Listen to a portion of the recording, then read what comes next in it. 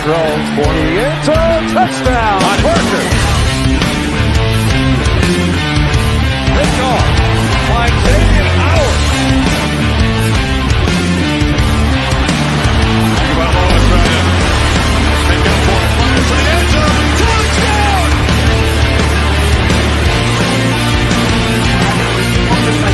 That hard work.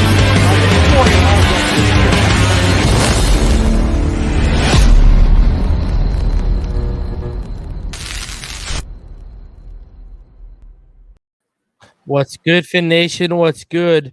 It's your boy Reason, and I'm joined by the god of the Mod Squad, Rhino, and the right-hand man, Damian Deese. How you boys doing tonight? Fans up. That intro's still fire, bro. I know. I just got to get Jakeem Grant taken out of it. That's all. Yeah.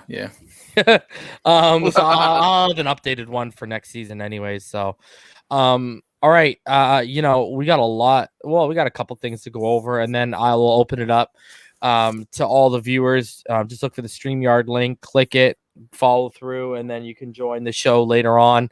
We're gonna go over some Watson stuff, obviously. Cam Wolfe stuff on Watson and Van Noy, Barry Jackson and Armando Salguero on Watson, and then we'll go over the Waddle comments on Mac and Tua because he switched his answer up, right? I mean, last week it was, they're my boys. I don't want to make an answer. Well, this week he made an answer, so we'll talk about that. Let's hop right into it. So we'll start off with the Watson stuff. All right, so Armando and Barry, I guess Barry filled in on Armando's podcast for whatever co-host he usually has. I don't listen to that garbage, so I guess Barry filled in. So let's hear what we got, what they said, and then we'll get it. We'll talk about that, and then we'll get into what Cam Wolfe said tonight on Howling with the Wolf because it's very, very interesting. Mm-hmm. So it's again, hey, we talked about it, right? It's like Barry and Cam are at war right now, and it's secretly because they contradicted each other on the restructuring pay cut info. And now we got contradicting reports on Watson. So, yeah, we'll go into it. And, I'm riding with Cam on this because Cam was clearly had the lead on the whole Van Noy stuff before anyone had it. So I'm not trying to hear from Barry's – and I love Barry Jackson. I'm trying to hear from his sources when Cam's already breaking the story. So shout out to Barry because I tell you all the time when me and him corresponded last summer – he's a nice guy, respectful, etc. So I got no beef with him. My only issue is if he got the same sources Armando got that was telling Armando last year during the draft season that we're trading up one day, we're drafting this player the next day. Armando was played like a violin last year. So anyways, let's get into it. So in regard to Armando and Barry, because Barry says something interesting, he says, you'll see from what we've heard, they're all in on Deshaun Watson. And then we'll talk about this after we hear it. Okay, guys? At least a couple of rotational front seven players because they can't anticipate filling that in the draft. So I think that would be perfect timing for Miami to know before free agency, but it just seems to me to be unlikely. I know both of us have heard that the Dolphins certainly are all in on Watson, intend to pursue it. One interesting thing to me, 2 weeks away from free agency, Armando, is how aggressive the team is going to be. I know there's at least one person high up in the front office who is advocating another spending spree, clearing out cap space by restructuring contracts, something which you wrote about recently, doing that. All right. So clearly Barry was onto something because he did come out with the that story about the source high up wanting to, clear out cap so they could restructure stuff. And, Kyle Van Noy was clearly the first casualty of that. All right. So let's start with what he said. He said, from what we both heard, him and Armando, the Dolphins are all in on Watson. All right. Let's get your thoughts. Ryan, let's start with you. What are your thoughts on it? I heard him say we're all in on pursuing him. Mm-hmm. I had not heard it until right then. That last part can change the first part is my first reaction. And my second thought is that, I think that's common sense. If Watson becomes available, obviously the interest will go up. But the fact is that as far as we know, as the general public, It's not an option right now because the Texans aren't fielding any offers. Mm-hmm. Okay, and my thing is, what does all in mean? And I don't know how you answer that.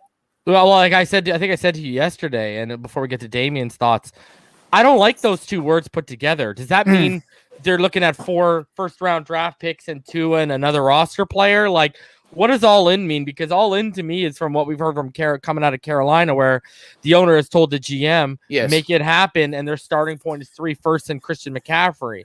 That's my definition of all in. Yeah, and that's your starting point. What's your finishing point? Jesus, good God Almighty! The 5 first-round picks in the whole fucking team. You know what I mean? Like, because and the argument, can we offer a player especially offensively, as dynamic as Christian McCaffrey? No. You can make an argument for Tua, but that is a total projection. Yeah, and let's be honest. Everything we've heard out of Houston is they don't want a quarterback; they want to draft their own. Mm-hmm. Right? So do they even want Tua? And, if you're packaging Tua with 3 firsts, technically to me, since Tua's coming fresh off being selected number 5, you're talking about giving 4 first-round draft picks for this guy. Right. I'm not down with that, man. I'm just not. So I'm not about to hamper my drafts because I keep saying, and I said on Twitter today, and I'll say it again, people keep underestimating having a quarterback under a rookie deal. It allows us to add more high-impact, a little more pricey free agents and surround this team with more talent influx. So, all right, Damien, what did you think about? Well, yeah, I know. Well, I'll get back to you, Rhino, after Damien gives his thoughts. No, of course. What did you think, Damien, about that little clip there? Gosh, the all-in thing, and I'm trying to piggyback off what Rhino said that, okay, if Watson becomes available, then okay, we're going to do our due diligence and go after this player. But Houston's always, from what I know, Houston has always had the stance that he is not available.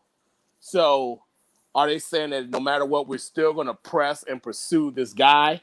And it's not making sense because of how Greer and Flores basically came out and said Tua's our quarterback. And I know that Tua saying, well, I'll be the quarterback for the Miami Dolphins. I know within himself, being confident in himself, he's going to say that. But also, I'm pretty sure Flores and Greer had to talk with him. You go out on the media and you tell them you are a quarterback. So it's kind of confusing to me on what is it really? Are the Dolphins saying that, we're going to cover both ends, that Tua's our quarterback, but we're going to still try to pursue Watson? Mm-hmm. It's really a confusing predicament. I just wanted to, before we keep going on this, because I have more thoughts.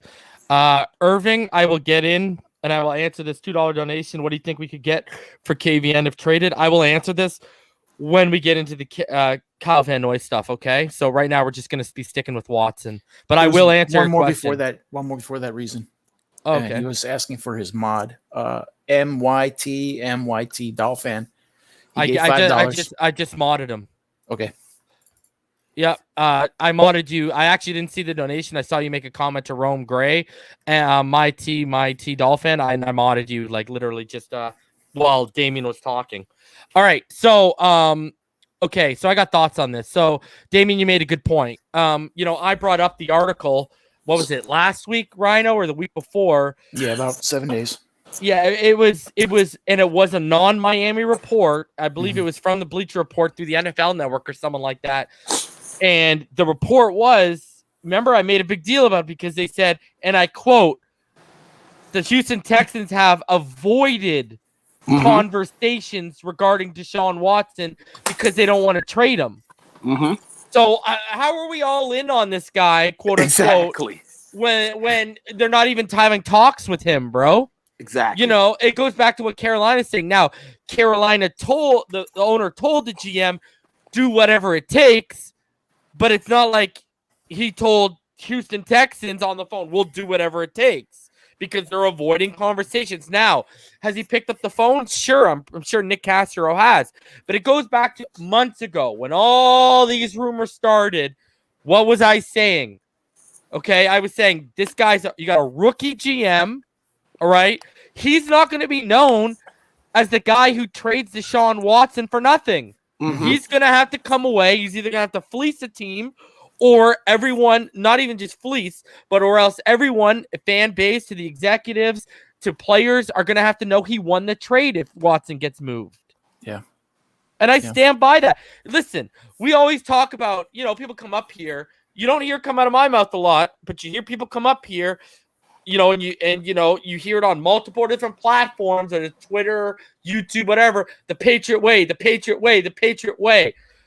Can you name a time Bill Belichick sold the farm for a player? No. Never. No, even the greatest quarterback in his team ever was deeper than this, okay? They tried to trade Stephon Gilmore coming off a Defensive Player of the Year award, right? Yeah. They tried to. Clearly, they didn't like what they were being offered. So I'll go the Patriot way with Nick Cassero. Is it to get fleeced in a trade? No, you have to set an example. You have to. But what I'm sitting here is the Patriots way contradicting on both sides right now. Yeah. You can't be a doormat like the previous GM. You can't. You have to set an example. Hey, don't you dare speak bad about Bill O'Brien and our draft picks, okay? And it was just reported just a day or two ago that Houston said they are not fielding calls on Deshaun Watson. Yeah, it said a week ago they said they're avoiding. They're avoiding conversations about Deshaun Watson trade. Now, this is either, and it doesn't make sense because I don't get, all right, if it's a smoke screen, I don't get what's the point of hiding it. If they're going to make the deal, they're going to make a deal. That's why I don't understand the whole thing. The Texans, thing you mean? The Texans? Yeah. Yeah. Like, if they're, they've been offered the world already from Carolina, and I don't even know what Chicago is probably offered. Like, they've been offered the world. So, like, if you're going to make the deal, you're going to make the deal. Yeah, all the math. That's the math I use. I don't know how else other people see it. Yeah, because in a situation like this, you don't have to hide your hand if you're holding 4 aces. And Deshaun Watson in this situation is you have a top 5 quarterback, young, in the prime of his career. You could just push it out there. Yeah, we're trying to get rid of what you're going to get. The line starts, bro. Yeah. The line starts. At the end of the day, if you don't trade him, then he sits out and it's a game of chicken. Who's going to blink first? If he sits out, that's the scenario is in, Well, if I'm the GM and we're talking about the no trade contract and we're clause and we're talking about who's going to, the game of chicken, who's going to win it, I have to set a tone for my franchise upcoming that I have to tell everyone we're going to play hardball. And I want you guys to think about this, if this makes sense to you or not. This is the new CBA we're talking about here, okay? And I don't know if it's been tested or talked about too deeply, but hypothetically, it is harder for players to hold out now, okay, because the fines and everything everyone reports it follows them. This is not only for the Texans. This is for the entire freaking NFL. They have to set an example for a 25-year-old top 5, top 3 quarterback. They don't get traded. It doesn't happen. Do you really want to set that precedent for an entire league going into the first year of a CBA? It's kind of, when you think about it, there's a lot riding on this one guy and what happens. Does that make sense? This is such a. It's more complicated than Watson, is what I'm saying. Yeah. Oh, no, it's in the words of Wesley Snipes, this is bigger than Nito Brown. I totally get what you're saying about that. Yeah. This could be a domino effect. Quote. This could be Thanks, that was amazing. This could be a domino effect, This could definitely be a domino effect. Well, this sets it. This sets the entire thing, man. Yeah. I think there's not a better example of a better player. This is the bad thing about it from the Texans standpoint. I'm not even gonna get to Deshaun. I'll get to Deshaun next. From the Texans standpoint, that okay, if he does decide to sit out this year, let's just say if he does, then Houston's at the point where, damn, if he's gonna be disgruntled, do we take a king's ransom and move on? And then it's a tricky situation because this new GM is saying, well, damn, my career and my future is tied to this. I wasn't here for them lying to him. I wasn't here for him to be disgruntled. Yeah. So it's a damn if you do, damn if you don't. I get where both sides are coming from. I get the why Houston doesn't want to trade him, And I get why Deshaun wants to be traded. I get why Houston's going to say, well, damn it, you signed the contract. And I get why Deshaun said, well, damn it, I signed the contract, but damn it, you lied to me afterwards. It's a messed up situation. And I can understand why Deshaun wants to sit out. And I can understand why Houston's like, nah, I'm not trading you. I get both ways. It's a messy situation, man. Yeah. It is. Thank God we're not. Because let's be honest, you mentioned the future, and I mentioned this before. This guy blows this trade, and he's out in 2 or 3 years. You think anyone else is going to hire him? Yeah. I mean, if they have a maintenance opening, they might hire him in the building. But what else are they going to hire him for? Reason, something that you've said over and over again. Say if we trade for him, and say if within the next 5 years we don't sniff the AFC title game or the Super Bowl. Bye-bye, Greer. Exactly. So 5 years, they probably only have 2 or 3, bro. Yeah. How about this? If if they make the trade for Watson, does the heat go up more than if they stay with Tua? Yeah, you put more expectations and pressure on yourself. Because if we get Watson, everyone, the media, and everyone's going to be saying Super Bowl or bust. Well, and you know why? Because you've deviated from the course you've set out. All the capital you've gone out and acquired, you've now given up. You better be ready to make an AFC championship run, bro. And I keep going back to this. I'll say it again. This is a trade for a team that's in a position where they're a quarterback away. We are not a quarterback away. We're not. We have depth issues on defense. We still need a 2-down, 0 tech. We still need to figure out, obviously, now with Kyle Van Noy, we were saying before Kyle Van Noy, but we need to figure out the linebacker situation. We need depth at safety, depth at edge. You need to pay X or move them, so that could create another hole if you move them. We got to figure out the right tackle situation. I'm not going to go over it because I've gone over it thousands of times on here and on Twitter why Hunt is better as a guard and not a right tackle. You need to figure out the center situation, okay? You need to find out your alpha running back. I mean, have I just used like 2 hands? You're spot on, reason. And it's different for a team like the Washington football team, you read my mind, where they have McLaurin and Gibson and a stellar defense, and they're in the NFC East, where 7 and 9 can win you the division. Okay, how many playoff totally teams did we win? Situation. How many playoff teams did we win against last year? Yep, 1. Did we? 1. Okay, 1. That's not one player away. Game of the season, and they got on the last game of the season, right? Bro, this should be another team that could afford to give up pieces on defense and draft capital. They could even, they could afford to give up 3 firsts, Debo and Jimmy G, or they can afford to give 3 firsts and some of their defensive pieces is San Francisco, because Watson could tip the scale for them in the situation there. And because let's be honest, the NFC is the move because it's way weaker than what we are. Yep. Listen, you go back to on TD Finn's talk, right? When I was there with EM and stuff, all right? TD used to dig in on how you can't win when these guys get paid their contract that takes up 20+% of their team salary cap, right? Right. My pushback always to that was, dude, these guys aren't good examples right now in this era because of the Patriots situation. And I said, once that falls apart, guys on their second contracts are going to start winning. And lo and behold, look at the parity in the AFC as a whole when the Patriots fell off. 10-6 didn't even get you in the playoffs when they added an extra spot. Exactly. So I was right about that. Yeah. I mean, so this is where we're going here, bro. Like, and again, why were they able to stay consistently? Because this guy Brady wasn't out there breaking the bank. Probably because he had the Giselle money he was sleeping on too. Yeah. But instead of taking when the top guys like Aaron Rodgers and Russell were getting when the top money was like between 30-35, he was taking like 20-25. Right? Because that extra $10 million, that's a damn good player you can add to the roster. Yep.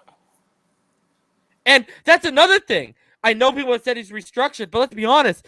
You could say what you want about Tua. He comes off like the guy where if we're building something special and we're winning, he ain't going to break the bank on us, bro. He's already piling up. He's already piling up endorsements, and he hasn't won anything yet.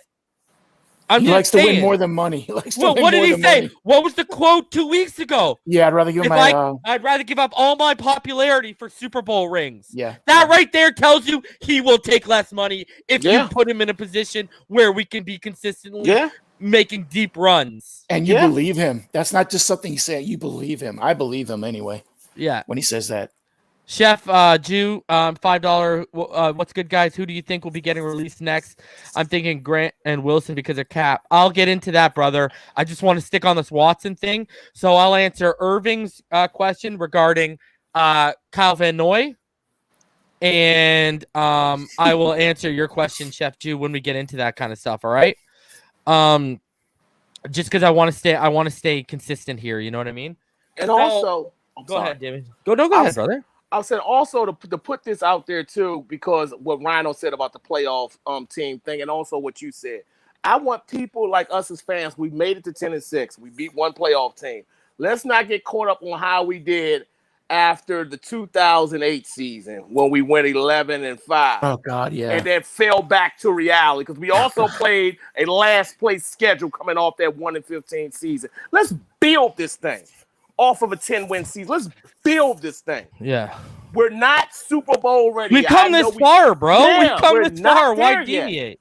We're not there yet, man. We're not there yet. We're not. We're close. We're close. Yeah, we're close. We're a year to 2 years away from being being what Buffalo is. Yep. You know, but we're not there yet. We're going into the third year of our rebuild. Let's make the playoffs first this year. Yeah. Let's at least get to the playoffs. I think we're gonna have a better quarterback than what they had, bro. Yeah. You know, I really think so many people are gonna be eating crow this year because he's gonna take. Did you see the video of him running today? Yeah. Yeah. Thank you, Tilly. I think it was Tilly that posted it, right? I think it was. He's in the comment section right now. His name starts with an H. Oh, okay. Let me see. Great video. I'll bring it up. He's in the comment section right now. And he's on Twitter. I'll bring it up. We can watch it in a bit before we open it up.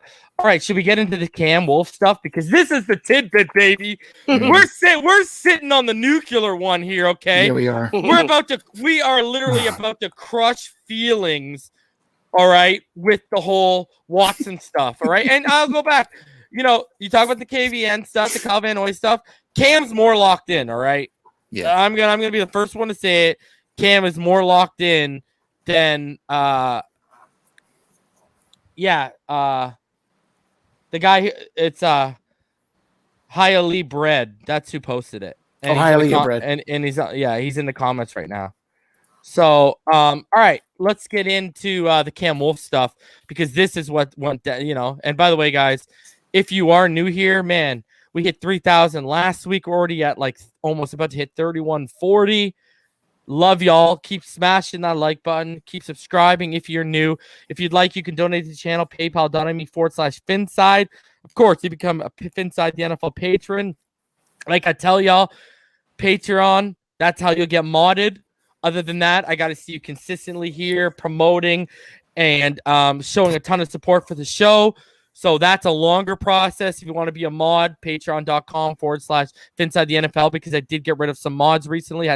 Your boy had to trim the fat. Patchvibes.com. Use code Finside for 20% off your purchase. That's store wide. And of course, you can grab official Finside the NFL merch. Teespring.com/stores/Finside the NFL. Did y'all see the GIF I dropped today? No. Y'all didn't see the GIF? Mm-mm. Oh, man. The GIF. I'm sorry. The GIF. Sorry. Yes. I call it my GIF. Did you see the GIF? Did you see the GIF? Which one? What you got on my 40, homie? Oh, yeah. With Tua? With Tua. Yeah, I see that. Classic, bro, eh? That was classic. Yo, man, I'm not even trying to toot my own horn, guys. You can follow Finside the NFL below on Twitter. Yo, honestly, man, it's not even just me saying it. Other people have said I'm one of the best follows on Dolphins Twitter. Yeah. You know what I mean? And yo, I don't know if y'all saw before we get into the Cam Wolfe. I said this. All y'all that want to trade the man, all of y'all that want to be off the man after 9 games, he's about to look at the AFC East this year, and all of you that want to get rid of him, and Tua about to say, what you got on my 40, homie? Huh? What you got on my 40?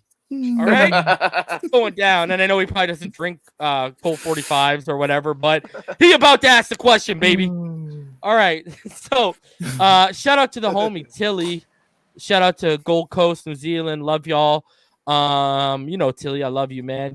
Hell yeah. You and Tyler have been great additions, knowledgeable female football fans. I love the stuff y'all do on social media and in the comment section, always being supportive, always showing love. Tilly always on top of things when it comes, to social media. So, okay, let's keep with the watch. They're the best.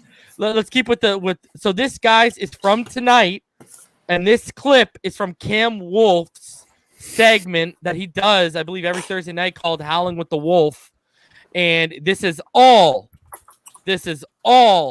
about the Tua and Watson stuff. And I want y'all to listen closely because he's giving you a lot more than what Barry did in the clip we played earlier. So let's hit it. You need to mute your phone, son. All right. Muted. You know what I mean? The best part was his ring. When I heard his ringer earlier, that's literally my alarm. Yeah, I forgot, I'm like, that's an alarm, bro. This man has a ringer. God damn. All right. So check this out, guys. This is a good one. This is Cam Wolfe tonight. I don't know. Have you seen this yet, Damien?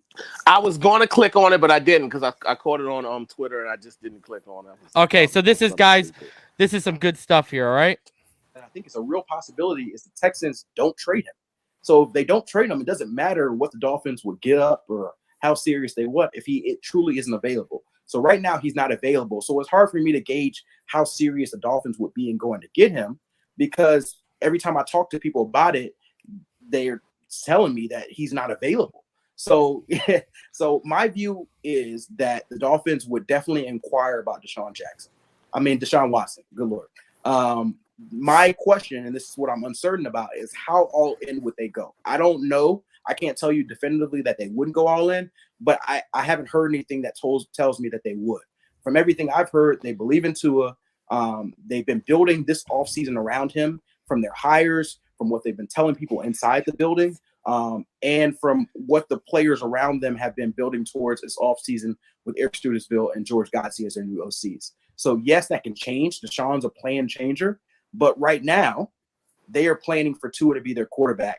And I would actually be I know this will probably be a question. I would actually be quite surprised if they drafted a quarterback at number 3. I think it's Tua unless they make an all-in move for Deshaun. So, I mean, isn't that what I've been saying the whole time? I've been saying it doesn't make sense because Studesville and Godsey are here for continuity, comfortability, to keep the terminology the same and to add to the playbook. And if you go off what Najee said when he was on Pat McAfee that we showed a couple days ago, he said he looked at the playbook at the Senior Bowl and it was a lot of Alabama concepts, a lot of Alabama plays, just different terminology. And I kept hammering Gailey last year because you could tell there were no Bama installs. So that should tell you from what Najee said that Godsey and Studesville have started installing Alabama concepts and plays. Now, go even further. What have I been saying? The Charlie Fry hire, you could throw it out the window if you go get Deshaun. Why would they go get a guy who's known him since high school, who's kept cultivating that relationship since high school through Bama? Even when he was an OC in college last year, him and Tua are still tight. So why would they go and make that move and then just blow everything up? Now, Cam also says what us three have been saying all along too. It's your job to inquire if he's made available. Yep. He's a top 3, top 5 quarterback in the NFL. That's your job as a GM. That's right. Now, where we all deviate with everyone else is, they're going to inquire. They're going to hear what the asking price is. It's going to be click. All right? Because they're not going to give everything up. Now, listen to what Cam Wolfe said. What did he say? People inside the organization and players are all in on Tua and believe they're building around Tua. Well, I'll give you an example. Tunsil was the talk of trade for weeks and weeks before he got traded. Okay. And there are many people that thought he was going to get traded. Okay. That was a 50-50 thing going on before he got traded. What happened was they waited until they got their deal. Okay. So history is showing me how they like to operate. Everyone's available on my team to be traded, guys. Look at them. You like them? Here's my price. If you don't meet the price, kick rocks. And why would you change your proven MO for Watson. Okay, that's my question. You have Tua in the wings. You can be patient because you, at least in a Tunsil situation, there was no one to replace Tunsil. We have someone there. Okay, Yep. so the whole thing doesn't make sense to me at all. The math is just wrong. And this is what also doesn't make sense. If you compare the rumored deal that Carolina sent out there, there's nothing we can give that would match that with McCaffrey. There's nothing. That's a top 10 player in the league when healthy. Especially Also, if they keep adding draft picks to the 3, right? Those Yeah. keep going. yeah. Also, And Damien, I got to add context before we continue. And you can answer this and then continue on with what you're going to say with also. Brother, what college, what university is in Carolina? but Clemson, right? Clemson. Yeah, South Carolina, yeah. Clemson. Right there. He'll sell tickets. Yeah. Anyways, continue. Yeah, because their training camp is in South Carolina. They cover, yeah. Yeah, and then he's from Gainesville, Georgia, home of AJ Styles. Right all there together. So, and also, like, and then you want to take it even further with the Jets. They can offer more capital. Yeah, do I think Tua's a better young prospect than Sam Darnold? Yes, I do. But they can also offer a young quarterback prospect and more first-round picks. I mean, so you got to look at it, and then I'm gonna say one another thing that's gonna, for the Houston aspect, that might put a little delay in Houston, which might make them have to force the trade for Deshaun Watson. This thing where now Seattle, they're on the phone calling teams, inquiring about, do you want Russell Wilson? So that's putting another quarterback out there. It's a lot of things going on where it's putting pressure on a lot of teams on, well, we need to force them. They're trying to. It's a lot of things going on with, like, something's going to happen between one of these two quarterbacks. I don't think Miami's in play because Miami it takes away from everything we've built on. We build it on. As And far the as the whole coach, philosophy almost, the whole right? philosophy, the coaching hires, everything. Now, of course, if we could fleece Houston out of Deshaun Watson, sure. If we could give him the 18th and trade Tua, okay. But as far as giving them back that third pick that we tricked them out of, no. It's like Ball Game always says. Doesn't make sense. Have we ever heard about someone robbing the bank and then going back and giving them the money right back? Yeah, that's what we're doing. No. And they're going to want that third overall pick. It doesn't make sense. Anything can happen, but the math just anything can happen. If it happens, you know what? I'm a Dolphin fan. Damn it, I will buy my Watson jersey and cheer for him every damn Sunday. Yeah. And the Raging Dolphins maniac brings up a good point. I think it's a fair point. It is in the Dolphins' best interest to hype up the value of Watson to whomever gets him. Yeah. Okay, because it's going to hurt a team in the NFL. Yeah. And Especially hopefully the that'll be the Jets. Jets. And Yeah. just on your Russell point, I forgot to send this to you guys. Dov Kleiman, he put out today that the rift between Russell and the Seahawks is happening because Wilson believes he's a top 5 quarterback all time. Oh, And he also believes that he isn't currently even viewed as a top 10 quarterback all time. Yeah, no wonder why. Hold on. He thinks Seattle's holding him back with certain decisions. And the issue apparently between both sides is Carroll gave him full reign of the offense in 2020, and Russell couldn't maintain a high level of success for even one full season because the second half of the season was full of a turnover mess. Yeah. So they no longer trust him to be the focal point. He's also 32. So basically now you have a Russell Wilson versus Pete Carroll standoff. And you can't forget the fact that Carroll was criticized for years for being too nice to Russell Wilson. So the dynamic has now shifted the other way. Basically, Russell wants to play in an offense that allows him to look like an MVP QB, and his own team doesn't trust him. So he's turning into a bigger diva than. I was thinking the same Watson, thing. Ball bro. game. I was thinking the same thing as Ball Game. That's his wife talking. You know? The lovely Sierra. Yeah. Same Oh my shit. I was God. thinking that. Sorry, You know? sorry. Top He's 5 right though. Yeah. Ever? Oh, Oh, come boy. on. He's not top 10. Is this guy crazy right now? Why didn't he go top Is he 3? a top 5 quarterback right now? I mean, No. definitely top 10, but you can arguably name The 4 or beginning of the 5 season, he quarterbacks. was. Yeah. Beginning of the season. Yeah. Like, Yeah. damn it. I understand, try to push, get your situation because this is half Pete Carroll's fault because Pete Carroll created this monster. Mhm. Pete Carroll created this monster. So Yep. I'm blaming Pete Carroll on this halfway. But that's kind of, but Pete Carroll gave him a lot of leeway, and now you're pushing back on him just because you didn't perform. That tells me you can't look in the mirror and blame yourself. It's Pete And Carroll's this whole Christian nice guy, humble guy that he puts on is clearly a gimmick, bro. Like, hate to be the one to say it, Russell. And I don't want you anyways. You're 32, and you're acting like that at 32. Deshaun Watson has been far less of a diva with this situation and has handled it a whole hell of a lot better. And honestly, what was Seattle? Did Pete Carroll? I know Pete Carroll's bad draft pick, but did Pete ever lie to him about having control, saying I'm gonna give you some type of control in this? I mean, that was Deshaun's whole argument, but like Pete never promised you nothing. And Watson technically hasn't even gone public, about it, right? It was his agent at the beginning because he was out of town, and then the first time we ever heard really anything come from Watson's mouth was the report from the sit down that he had with the new coach when he just said, "I don't want to play for you guys."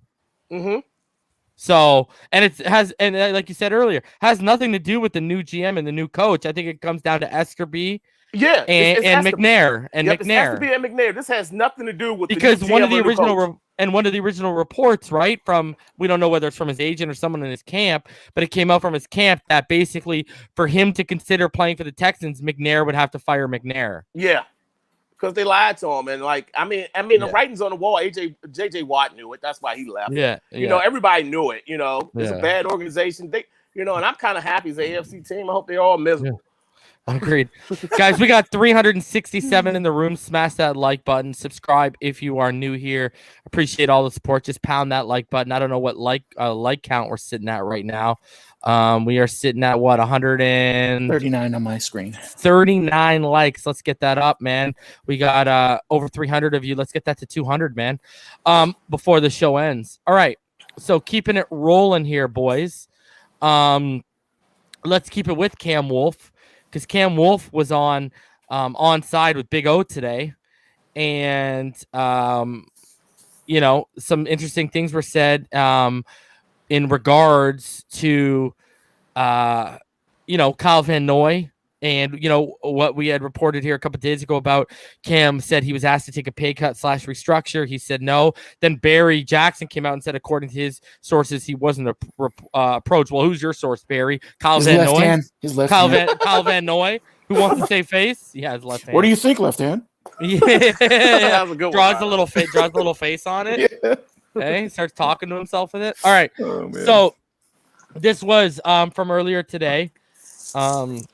Let's play this real quick so you guys can hear what went down. All right. Have you guys heard this yet or no? No, I didn't watch Big O today. Okay. I didn't hear him Big O, but I heard what Cam talk about it on his Twitter feed. Okay. So here's what went down, guys. There will be some interest in them. This is something that they've been talking about for a few days now with Van Noy. I'm told they did approach him for a pay cut, a significant pay cut, and he was ready to move on. He hasn't been officially released yet. We're still trying to see if they can get anything for him in the trade market, but the expectation is if they can't, he'll get released, and he'll get an early start on free agency. So why are they releasing him? Is it straight up money, or is it that Van Ginkel has played so well they think he's ready to take that next step? I think it's a part of both. Van Ginkel surprised them a little bit, and being able to take on a bigger role and show a lot as a pass rusher. And I think Kyle Van Noy's year was up and down in their view, and they felt like for $12.5 million he wasn't worth that salary, particularly with what they have. I think they know that there's a draft coming up with a lot of versatile linebackers, and I think they'll be interested in somebody in that market, and they'll look at the free agency market as well. So I just think they felt like other options were better than paying Kyle Van Noy another $12.5 million for this upcoming season. All right. So Chef Jew, you asked, I'm going to handle Chef Jew and Irving real quick. Chef Jew, you asked what could be the value if he's traded. I don't think you're getting anything more than a late day 3 pick. I think the value was killed because clearly the leak of all this going down must have come from his camp, and whether to Cam or whatever, because we all know we run a tight ship operation and they haven't even announced that he's going to be potentially released. So I don't think you're getting anything more than between, I would be surprised if they got a 5th.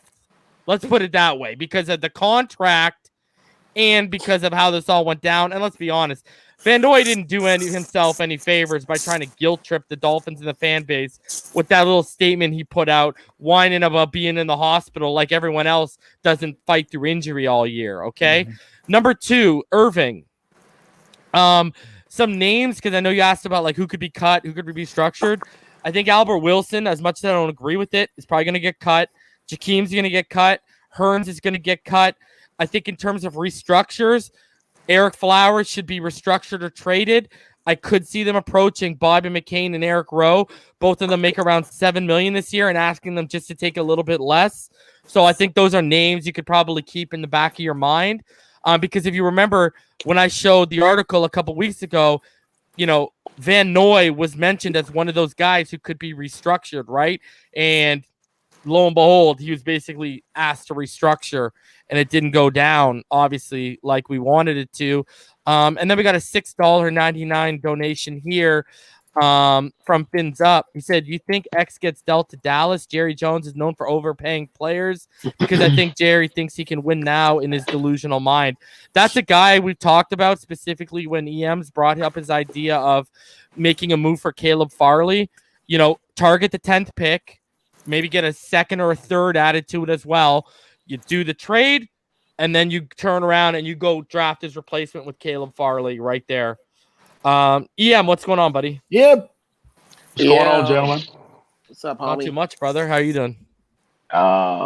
Good, man. Just recovering, trying to recover from this long day. But Nice. It's good. It's always good. It's always good. So Did you see what Cam said? Comments. What's that? Did you see what Cam Wolfe said regarding the whole Watson thing? I did, bro. I hadn't had a chance to really So I guess he has a show on Twitter that he does. He goes live for like an hour every Thursday. Mm-hmm. You know what? Before we get in, you know what? Okay, let's get on the Kyle Van Noy stuff, and then I'll bring it back and I'll show you what went down. Cool. All right. Cool. Okay, so Kyle Van Noy, you heard that he was asked to restructure.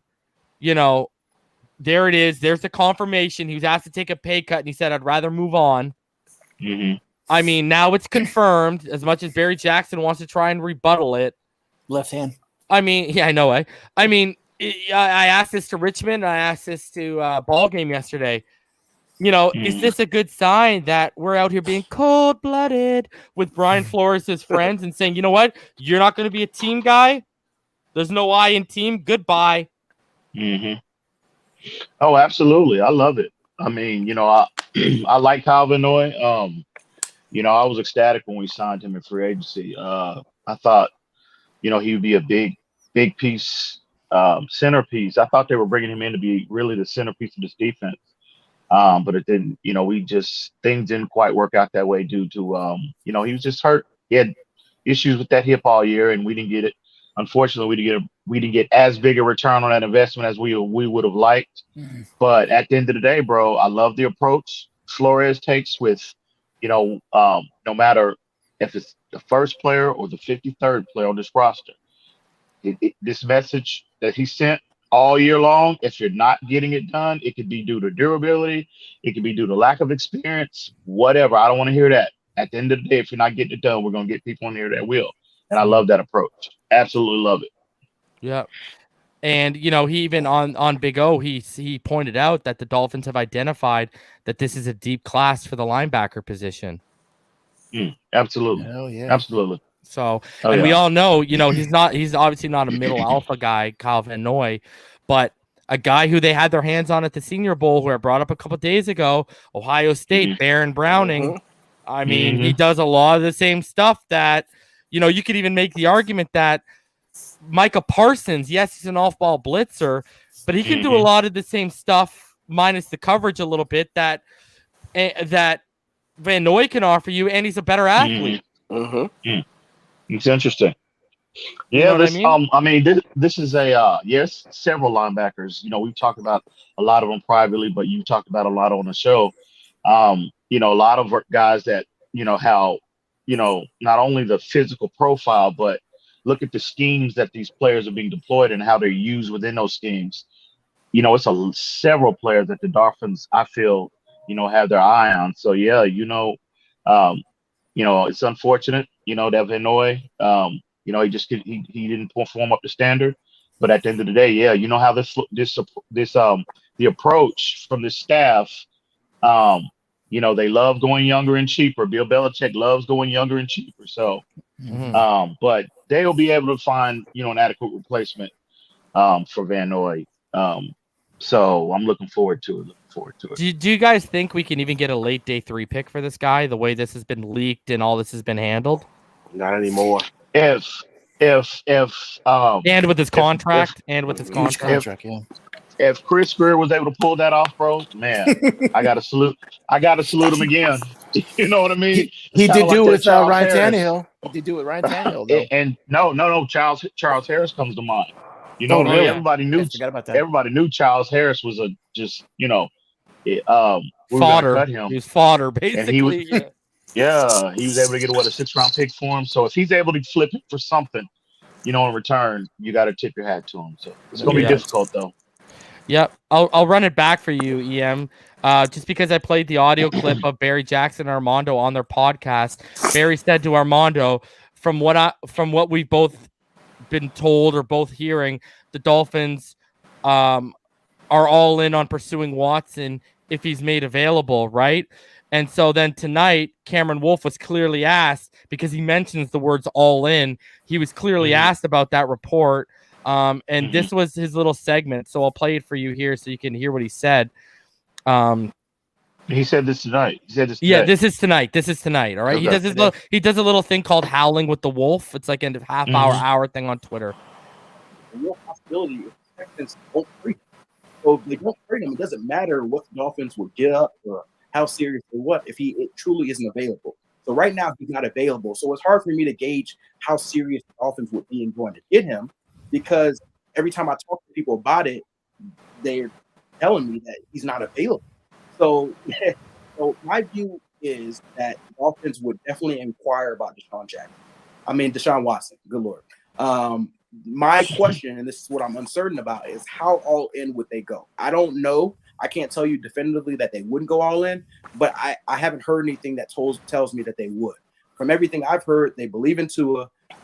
They've been building this offseason around him, from their hires, from what they've been telling people inside the building, and from what the players around them have been building towards this offseason with Eric Studesville and George Godsey as their new OCs. So yes, that can change. Deshaun's a plan changer, but right now they are planning for Tua to be their quarterback. And I would actually be I know this will probably be a question. I would actually be quite surprised if they drafted a quarterback at number 3. I think it's Tua, unless they make an all-in move for Deshaun. So, okay, so the key thing there is, first of all, from what they're telling people inside the building, players, and I brought up to you privately, Studesville and Godsey are clearly to keep the continuity, the comfortability, to keep the terminology the same. And then we go listen to what Najee said, right? Najee talked about, the Alabama installs that he saw when they showed him the playbook. And me and you have talked about this privately. Gailey wasn't installing Alabama plays and concepts last year. So clearly, I'm not going to say it's being fully tailored to Tua, but clearly Godsey and Studesville are tailoring the playbook a little to Tua right now, right? So you got and the Charlie Fry hire, you know what I mean? They've been friends since Elite 11, but they've cultivated the relationship since Alabama. They've been tight since then. They've managed to stay tight through all the years. All these hires and all these things going on, these promotions in the playbook are for Tua. Now he says, obviously, Deshaun Watson can be a game changer. I think we all agree with that. If the price is right, and then, he makes the also, probably, let's be honest, 27, 2018s in the NFL are going to acquire if he gets made available, right? But he does have the no trade clause, so he can dictate that. Right. So, a little bit. I like his answer, because he's saying, Barry and Armando are saying, from what we heard, they're all in if they're pursuing it. He's sitting here saying, listen, from the people I've talked to in both organizations, I can't give you an answer on that because there's nothing to be all in on right now, basically. And let's from what he said, okay? Me and you could both agree with this, EM, and then I'll give you the floor. If the trade doesn't happen by the draft, it ain't for us, it ain't happening, right? So what are your thoughts? What are your thoughts on what Cam Wolfe said there? And you just give us your thoughts on that little piece. I mean, well, I agree with everything he said. I mean, it's not, what he said in his interview, I mean, it's not groundbreaking.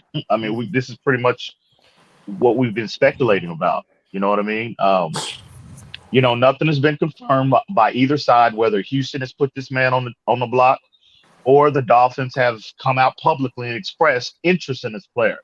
So at the end of the day, it's speculation. The only thing we've said is that there's a lot of, well, me personally, is that there's a lot of smoke. There's a ton of smoke surrounding the Dolphins and Deshaun Watson from day one. And me personally, y'all know where I'm standing. Y'all know where I stand as far as what direction the Dolphins should go in. I'm good either way. If they decide to stick with Tua, stay the course and build around him or whatnot. But I'm also, the opportunity, if he's made available, an opportunity for a player his caliber right now in 2021, I'm good if they go in that direction as well. So at the end of the day, man, I think Deshaun Watson ultimately will be traded. What the Houston Texans, their approach to this whole situation, I expect this is exactly what I anticipate. They are posturing. If you come out now and put him on, if you announce him on the block, you put him on the trading block, that's somewhat, I think, they're trying to recover as much for this player as they possibly can, which they should. That's just smart business. So at the end of the day, it's a leverage game in terms of negotiations. All parties that are involved, whether it's the Texans, Dolphins, Panthers, Jets, whoever, they're all trying to, gain as much leverage in this potential negotiation as possible. And so what they're doing now is these are just, this is exactly what I anticipate for all parties to do. The approach, it's exactly what they should do. So ultimately, Deshaun Watson, in my opinion, if you can put a gun in my head right now and ask me whether or not will he be placed on the trade block eventually? Yeah, I think this kid is dug in and he just wants out. And it's just a matter of who was willing to pay that bill. Because let me ask you this. I gotta put it out there for the people that jump on you over the Watson thing. Can you please clarify? You would only trade for Watson if the price is right. You wouldn't overpay for him. Right. Yeah, I'm not giving away a draft. I'm not giving away two. Like I saw a report where an anonymous source came out and said that a team is willing to trade 2 drafts for Deshaun Watson, which is absolutely ridiculous. Hopefully that ain't the Dolphins. Hopefully it's not the Dolphins. But yeah, no, I'm not trying to give away. I'm not trying to sell the farm. Now to acquire a talent like him, I'm willing to pay for it because players like this don't come available at this point in time in their lives. At 25 years old, no, they don't. And so we can all agree. And when you're looking at him right now, you're looking at us where we are as an organization overall. Look where he's at in his career, and you look at where Tua is at in his career. From a talent, player, impact standpoint, it's not close right now. So at the end of the day, I'm good with either way. I'm good with and no one can scenario. argue. No one can argue on that point. You know what I mean? Yeah, there's just no. Yeah. It's indisputable. Basically, Watson is where we think Tua is going to be in 2 years, 3 years, right? Exactly. We hope he will. Yeah. So I think he will. I think he will get there, but it's just a matter of do you have the patience to wait around? Because EM made a point to me privately, which is kind of dead on. There's probably people in the players in the organization that would be on board for the Watson move because they're a little bit older and higher up in their 20s and don't want to wait 2 or 3 years. They want to kind of win now. Like Byron Jones and X would probably come to mind, right? Whereas the younger guys like the AVGs and the rookie on the offensive line, they don't care because they're going to be around forever. You know what I mean? Like DVP, he might, he might be, hey, how long's my body going to hold up? You know what I mean? So, but I also think they would be fine rolling with Tua because I think they believe, like we believe, he's going to take a massive leap in year 2.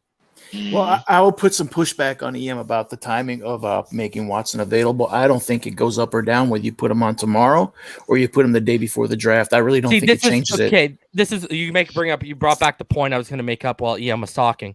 You know what no one's talking about? And I'm the only one who's mentioned it. Okay? You know what can happen if they wait till draft day? You can go listen. Right now, you can only trade picks for your next 3 drafts. As soon as the first team is on the clock, you can now trade picks for the next 4 years. There you go. So that no one's talking about that. They could be waiting around for the draft and saying, "Yo, we want 4 firsts, and a couple seconds, and they want a team's next 4 first-round draft picks. There you go. Yeah. Right? Yep. Like Carolina comes to mind, right? Right. If they're willing, if their starting point right now is 3 firsts and Christian McCaffrey, like the word is out there, all of a sudden on draft night that turns into 4 firsts and Christian McCaffrey because they can do that.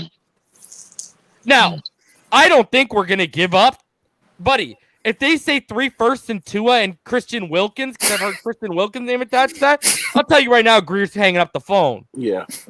I hope so. Because that's technically 5 first-round picks if you go back to 2 years ago with Wilkins, right? That's a hefty price. That's You know a what big I one. mean? Can I? And yeah, you can go, but I'll reiterate my point earlier because EM wasn't here. We're not the Washington football team where they have Gibson, they have McLaurin, they have a really good defense like we do, but they're in a division where it only takes 7 wins to win the division. We're not the San Francisco 49ers where they got to the Super Bowl with the current core they have with Jimmy G, and they could add Jimmy G, Debo, and a defensive piece in 3 firsts, and they still got Brandon Ayuk, that amazing running game, and a pretty solid offensive line, and they can go up. Listen, I said this, and now EM's here. I said this earlier, EM. Remember the pushback I used to give TD on his channel when he used to sit there and say, oh, I don't, you can't win on a quarterback second contract. And what was the pushback I gave him, EM? I said, that's because all these guys on the second contract are dealing with the New England Patriots. And then lo and behold, what did I say? When that dynasty falls, guys are going to start winning. And what happens? Brady leaves, the dynasty falls, and they add an extra playoff spot, and 10-6 doesn't even get you in the playoffs because that shows the parity of the AFC without the big bad Patriots. You know what I mean? And here's another thing. Let's be honest with ourselves. If you're the Houston Texans, just like in any other sport, right? Basketball, hockey, where they have the East and the West, usually you try to move the player to the West if they're in the East, right? And vice versa. If you're in the West, you move them to the East, right? So, we'll see how it goes down. I just don't think the problem is going to be, he's basically said he's willing to waive a no trade clause for any team because he just wants to get out. Basically, yeah. The problem is there's going to be if he's listen, let's be honest. If he's the 3rd best quarterback in the NFL, which you can make an argument, he's a top 3, of course. That means there's 32 teams. That means there should be 29 teams picking up the phone and calling. And if the Jets are one of them, you don't think the Jets are going to try and puff their chests out and get into a dick measuring contest with us over them? And Flores and Greer are not going to play that game. Here's the thing. Watson can very well come here, but I'm going to tell you, it's going to have to be on their terms. They're not going to, they value draft capital a ton, we've learned over the last 2 drafts, right? They didn't make a move. They were a little scared to move up for Wirfs, but when it came to the 5th round, they had no problem moving up for Solomon because it didn't cost much. Trading for Breda didn't cost much. You know what I mean? So they value it. Now, could they give up 2 firsts, Tua, and another player? Very damn well. But I don't think they're going to sit out here and give 3 or 4 firsts and then 2 players who are just coming off in the last 2 years being first-round picks. Not the Finns, no. I think they would go. I think they would go 3 firsts without Tua. Okay, yeah, then you move Tua, right? And then you move Tua. Right, then you move Tua. Problem is, if you do that, now you have no leverage in the Tua talk. None at all. You're putting yourself in a predicament. And that's the issue. This is the question you have to ask yourself. And I posed this to Rhino. Me and Rhino talked about this. I want them to take 2 firsts and 2. I don't want to give that 3rd first if they're doing. I agree. Anyways, go ahead. Go ahead, Damien. Sorry about that. No, you're all good, brother. With what Houston will probably want for Watson. Because with the Christian Wilkins situation, or any player adding on with Tua with multiple first-round picks and depleting our offense or defensive piece also as well, you have to ask yourself, do you see Watson in this category? And I'm going to pose this question to you. I don't know where I'm going. Is he a force multiplier? I only see 2 in the league where you can take away from your roster and this one quarterback can make up for that. I only see 2 in the league that I see can do that, and that's Aaron Rodgers and that's Patrick Mahomes. That where I can take away from my roster because of this one player, and he can make up for those voids. and I can still win. And having a 4-12 season last year, it's hard for me to visualize if I put Aaron Rodgers on that team or if I put Patrick Mahomes on that team, they end up at 4-12. That could be bad logic, but I'm posing that question out there. Do we think Deshaun Watson is a force multiplier? Because that's what we have to look at if we were to give up the capital and the players for that particular player. I posed that question. Well, I don't think they're gonna. I somewhat agree with Reason. They're not gonna sell the farm in terms of capital and players. There's no way they're gonna do that. Because they're a 10-win team. They've built this roster. The foundation is laid. They want to continue. I would find it very hard to believe that they would give up. They would sell 3 first-round picks and 2 players. No, that's not happening. But at the end of the day, do I think Deshaun Watson is a force multiplier? Absolutely. You took away the best wide receiver in the National Football League. You traded him away for a 2nd-round pick, and this dude has a career year, the best year of his career. And now, did he have the team success? No, but we can agree, bro. You can't lay all of them losses on Deshaun Watson. You got to have both, both the offense and the defense and special teams. Look at the defections they had. Look at the defection, not just you, but I'm saying a lot of people. I've seen people post that. Try to make that same point on different, social media platforms.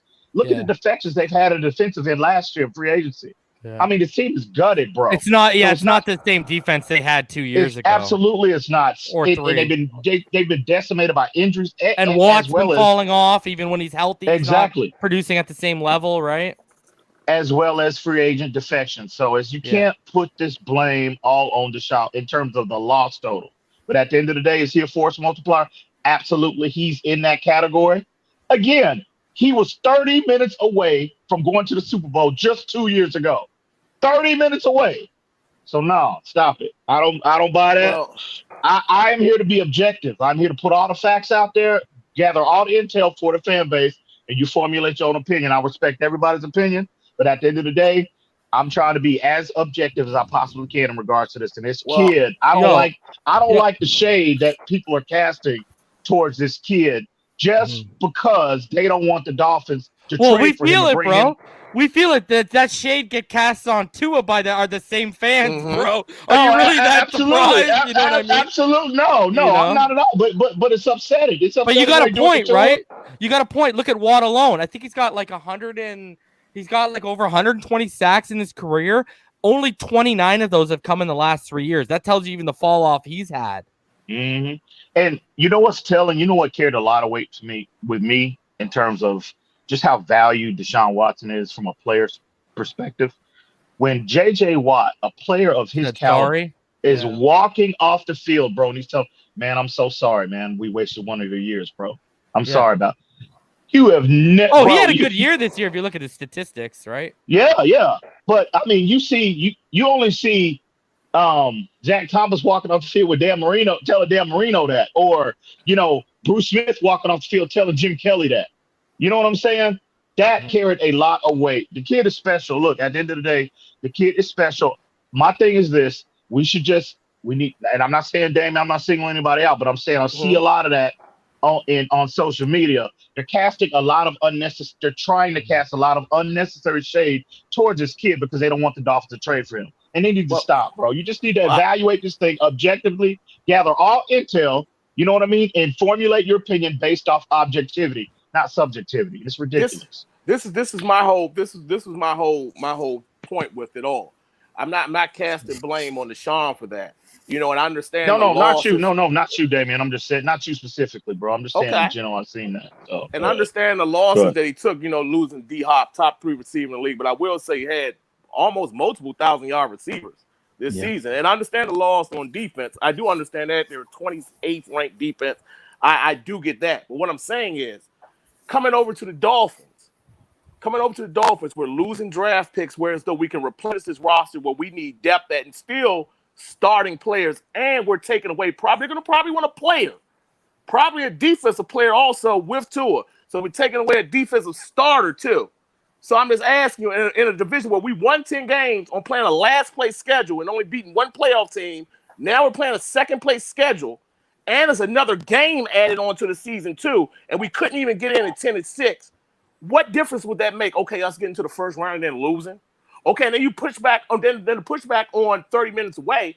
Well, okay, that happens in all football. Tannehill was 30 minutes away. Hell, Rex Grossman in the Super Bowl was 30 minutes away. Well, What is that? I'm talking about being a Dolphin fan, always going through the instead of let's build this thing up, let's just push all the chips in now and just scrap away everything we build for. My answer to Damian was let me hang. Okay, I'm sorry. Go ahead, Ron. Go No. ahead, Ron. Go ahead. I get him. Don't worry. Go ahead, Ron. It was just real quick. Is that if we get rid of Tua, he's going to be winning multiple titles in front of our face. That's my answer to Damian. That's how I felt. If, bro. I know. If. You don't know that. But that was we don't know that. I'm just saying that was my reaction to his question. That's how we don't even know if Tua is going to be just a long-term confident solution. We don't know that. I believe he will. I believe in his ability. I believe in his ceiling, his upside. But I don't know that. I was just speaking as a Dolphin fan. Right. We don't know that. We don't have crystal balls. We can't see what's coming tomorrow. I mean, so at the end of the day, so my thing is this, like to address Damian's point about we're not going to be able to replenish this roster. Okay. So if we make this trade, the majority of the draft capital that we would have to concede is going to be more than likely majority first round picks, correct? And probably seconds too. Probably so. So my argument, I brought this up on TD's platform yesterday when we talked about this on his platform yesterday. And the Dolphins have built built a roster, right? A 10-win roster on a last place schedule. Okay, that's legitimate. That's legitimate. But you look at the players that we are all eagerly anticipating, watching this year. You look at the top tier players, the core, okay, of this team. You look at Xavier Howard, bam, 2nd round pick. Okay, Bobby McCain, 5th round pick. Eric Rowe, 4th round pick.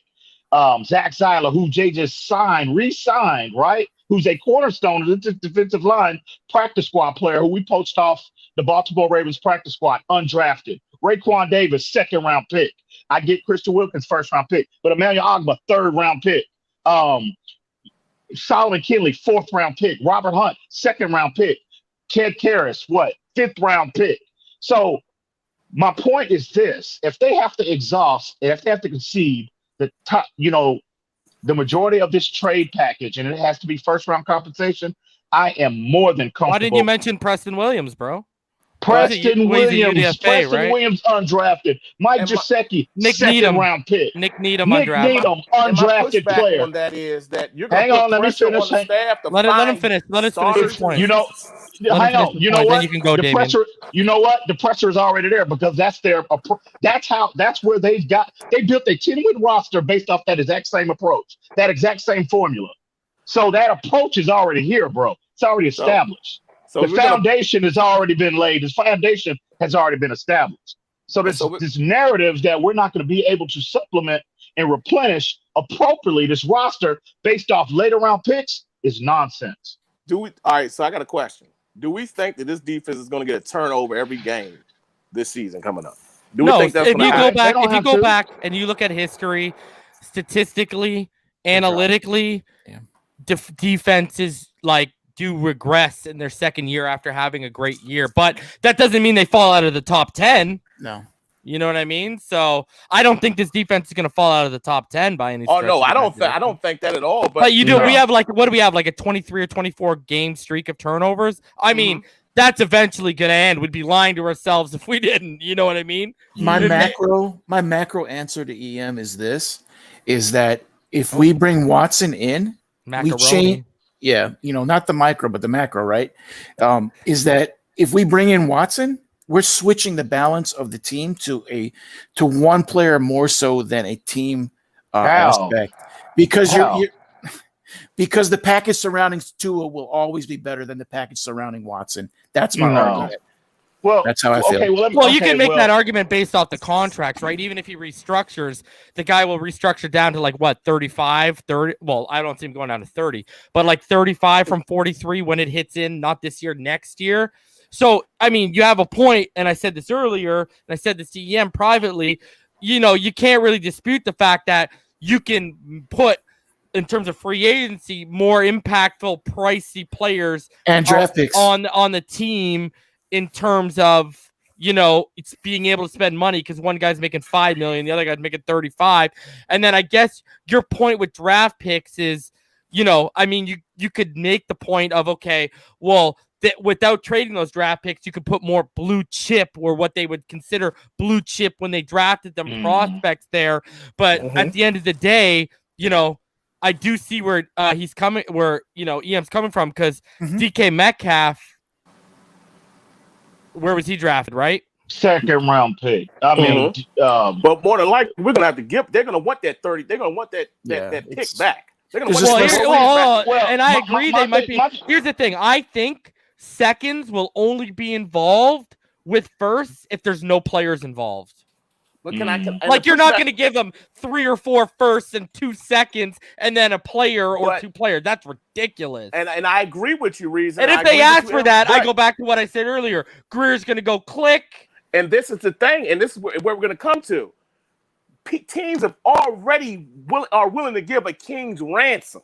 So they'll be the ones that get him, not us. That's what I'm saying. That's what I'm saying. If we get, EM said, you got to give EM the credit. Even he said at the right price. Exactly. And I'm in total agreement. I'm just saying, devil's advocate. If we were to make that deal, it's going to be more than just dude. Even EM, hold on. Even EM, who's cool with Watson, I guarantee you, if they pay a ransom, EM's going to push back on that. Yeah, and he's going to be like, okay, now that's a little ridiculous. And EM will be the first to say, yo, y'all got 2 years to do something with Watson, or your asses are out of here, bro.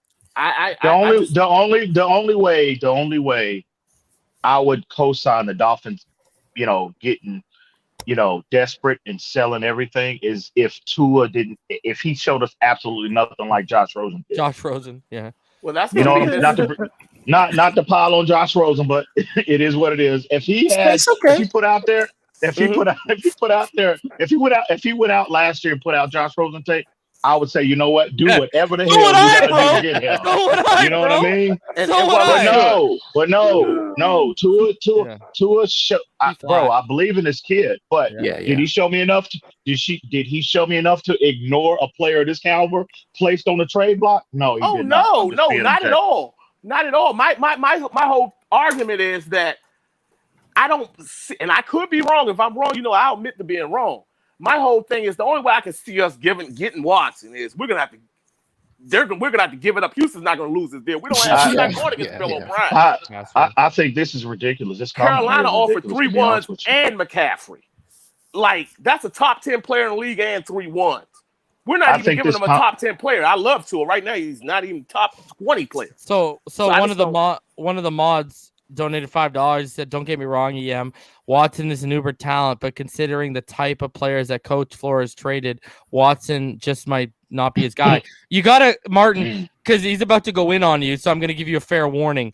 You better explain what you mean by the type of players that Coach has traded. Like, I'll tell you what EM's about to say, but I'll say it more politely and with a little less of a tone in my voice than what EM's gonna say. And I'm sure when I drop the link, Martin will come up. But I mean, I don't know if I agree with that, because I don't know if you're around, EM, but I read that stuff off with Dov Kleiman, who had that report regarding Russell today. And he basically said it's turned into a Russell Carroll standoff because Russell was given the full reins of the offense this year. And the second half of the season, he became a turnover mess. And Russell, apparently from his camp, think he's a top 5 quarterback all time. And he feels like the scheme and personnel in Seattle have people outside of Seattle not considering a top 10 quarterback of all time. And so obviously ego's getting in the way. Watson ain't like that. Watson was lied to. Watson was done pretty dirty. So I think Russell Wilson would fall under the character of a player we wouldn't touch. Your thoughts, Ian? I'm shocked to hear that about Russ, though. Man, that's crazy. That Ball game was in the comments saying that's got to be his wife talking. Yeah. I was just getting ready to say that. I'm like, Russ is somebody's whispering in his ear, and it's probably his wife, bro. Sweet nothings. But no, and the problem is, right?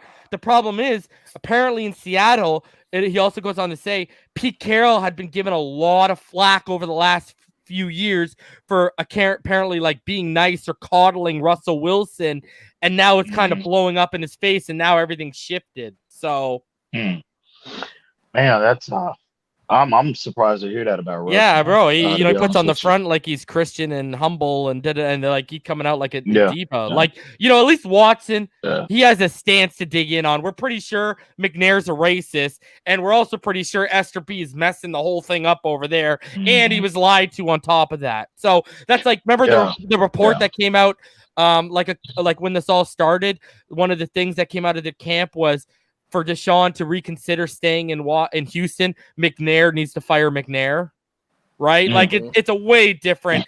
So your comments on what Martin said, EM.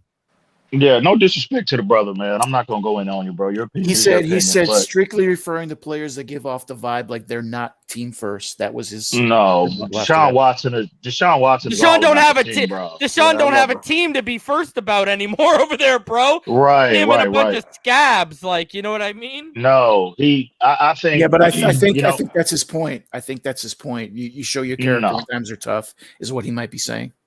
No, and a lot of we don't know what has transpired between he and his ownership group over the years, bro. No, we don't. We don't know that. See, here's the thing. Speculating. So and obviously it's something. Go ahead, EM. Go ahead. No. Go ahead. No, go ahead, bro. Go. Yeah, I was just gonna say it's obviously something more than just this, him not being included. I think that was a straw that broke the camel's back. But obviously it's more than just him not being included in the hiring, the GM or head coach, that process. It's more to it than that. So it's like players go there to die, basically. Like, remember in the offseason last year when they traded Hopkins, I told you, I don't think this guy's signing an extension. Then midseason he signs an extension. I was like blown away. And then we all said he's going to be gone eventually. And then here's the whole thing. Okay, Hop left, right? Obviously he probably knew JJ was like, yo, I'm out after this season, right? And reason that's what nobody's talking about. JJ Watt requested to get released. But nobody's talking about that. And then you add on the fact that not only is the team around him and the guys he came up with leaving and it's being torn apart in front of his eyes, McKinney's apparently getting released as well too, right? So all this is going on. I know all this is going on. But then again, we add in the fact that McNair is pretty much probably a racist. He was lied to in regards to the GM search and the coaching search, right? Like, there's so many things, like, there's a handful of things that we know about. And it goes back to EM's point. What's the, could the stuff we don't know about fill another hand or two? Right? Like, you know what I mean? So, and I mean, the fact that the racist narrative, I mean, the fact that the guy's father would make a statement that he made a couple of years ago in that current climate, when racial tensions was just at an all-time high, for him to come out and make a statement like that, I mean, that rubbed a lot of individuals the wrong way. And again, I'm not called here to point fingers. I don't know that man from a can of paint, but you have all these players, your Andre Johnsons of the world. Yep. He told him to leave, right? Players around the league are in support of this kid wanting to leave that toxic. Yeah, but here's the issue. But here's the issue. He signed the contract when 90. And I don't blame him. I don't blame him. And you secure the bag. And 95% of everything you just mentioned had already occurred. That's the issue that Martin made. You know what, though? You know what? I don't blame him. I think he signed it to avoid the franchise tag, I think. You secured I don't know bag. why he did. I'm just saying, when you signed that contract, 95% of what you just talked about had already occurred. Okay, that's all I'm saying. You secure that bag at all costs, and we deal with these other issues later. So, I don't blame him. That doesn't excuse how shallow of a decision that may be, or perceived to be. If you're all character, that's what he worked for. That's what he worked for. If he got to this league, that's what he worked for. If you're all character, and that's what you're portraying, how about showing some? Okay, what do you mean? All I'm saying. What? I think what is this man? What has this man done for 4 freaking years since he's been in the NFL? I just explained to you that has not been a more stand-up guy than this kid, bro. I am not questioning that. I am not questioning that. I'm questioning one thing. You signed a contract, and 95% of everything you just mentioned had already occurred. Okay? Oh, That's all I'm saying. only the D-Hop thing had occurred, really. for him, Obviously the owner was racist then too. Yeah, but This okay, kid- but the I JJ don't- Watt I- stuff hadn't happened. He hadn't We been need lied to- to but about we- the but we all GM and knew. coaching I process don't look yet. at. I don't. But we I all don't knew look at JJ it. was going. We all knew that. I don't look at it from that perspective. I look at it like this, bro. This is what I've worked for. I have made you billions since you drafted me. That contract, me signing that contract, that's what's owed to me. Mhm. So no, I don't look at him in a negative light. Him signing a contract and then he's taking this position. No, hell no. That's what he deserved. That's what he earned. That's what he worked for. So no, I don't. I agree. I'm sorry. All due You're respect, not homie, understanding but I my gotta point at emphatically all. You're disagree. not understanding my point at all. I am not. I questioning- am. No, I no, hear you're you. not. No, you're not. He has every right to sign. So- What? No, bro. Let me finish. Go ahead. He has every right to sign what he signed. He earned it. I agree with you.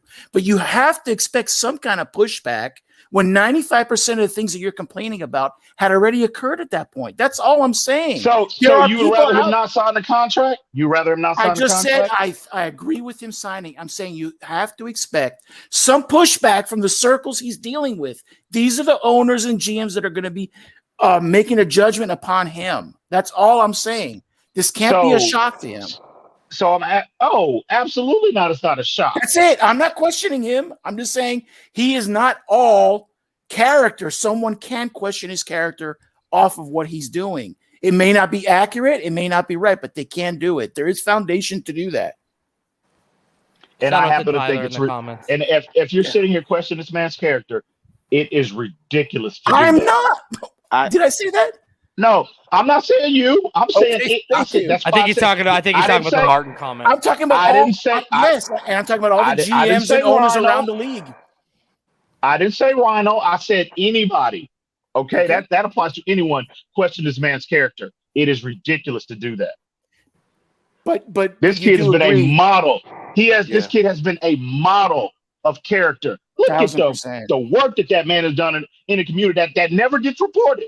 I That's mean, true. giving away, buying people homes, purchasing, changing life. He's actually doing something tangible that changed people's lives, purchasing homes for impoverished families, getting them out of these negative, impoverished backgrounds, buying them homes, giving away game checks, etc., etc., etc. I'm sorry. That is what the definition of character in my book. That's the definition of a high character individual. Y'all are giving So everyone TD TD and EM flashbacks in the comments. but right you now. have to understand. I know you do. These are owners. These are GMs that are going to invest a lot of money into this guy, and they're going to come at it at a different angle, right? And that's what he has to expect. Not Stephen Ross. Can I not chime Stephen in? Ross. Yeah, chime Not in because Stephen I want to Ross. move on. I want to move on because we're Okay. going to open it up soon. Just about the Deshaun Watson thing. Why I think the kid has super high character. Yeah, I And agree. as far as the GMs, I mean, GMs want him. That's why they're throwing out crazy trade offers for him. I mean, because I think Miami's contacted Carolina, the Jets, San Francisco, Chicago, numerous teams. And also, just this offseason, Aaron Rodgers did the same thing. He just signed a deal, like a year or 2 years ago.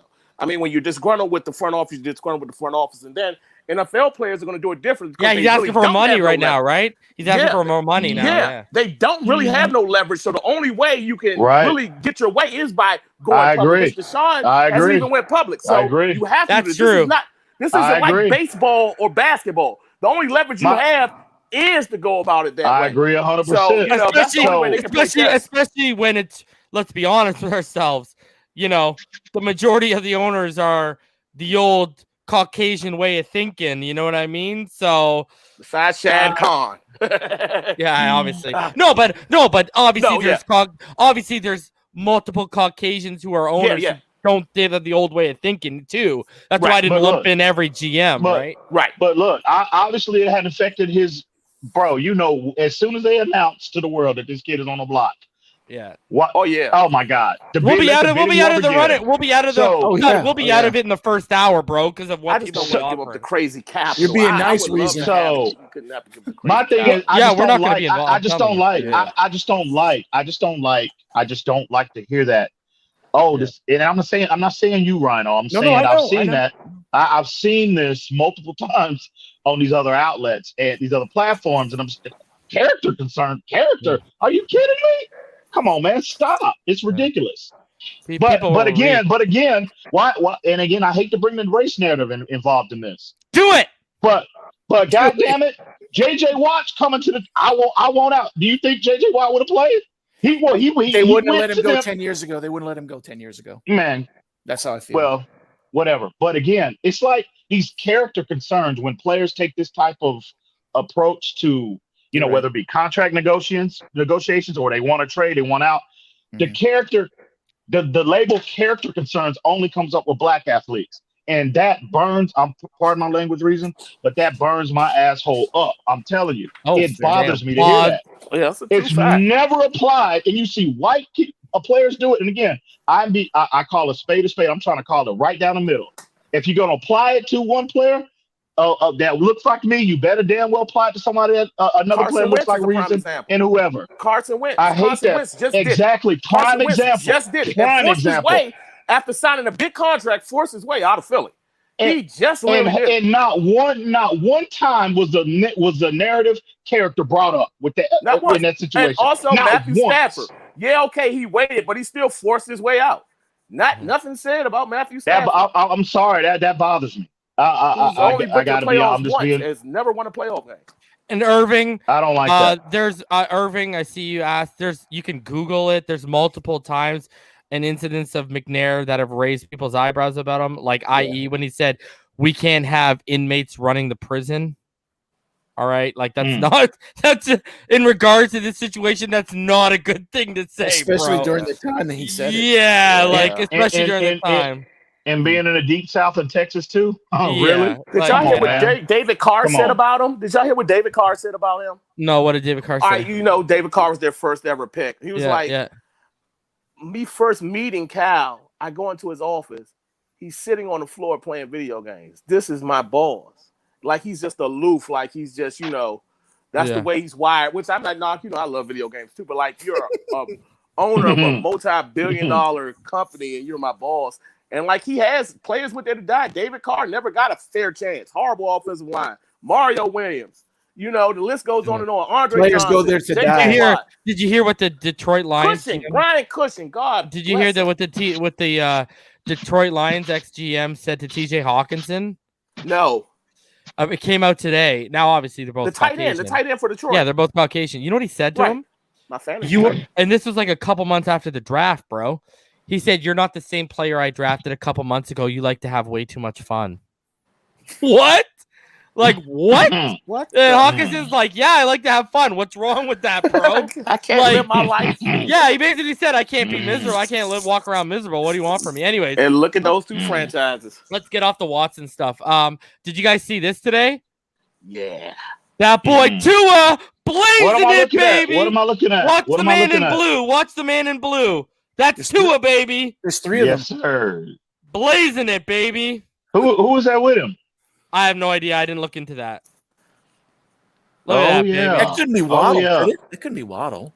I have no idea. He's blazing it, baby. I'm not going to speculate because I have no idea. It better not be. If I was Tua, and man, if that's Jaylen Waddle on the same field as me, man, I'm telling you, I'm looking to punch him in his nose. That's not Jaylen. I'm looking to punch him in his nose, bro. I mean, all right. But you guys. Speaking of Jaylen, I'm kidding.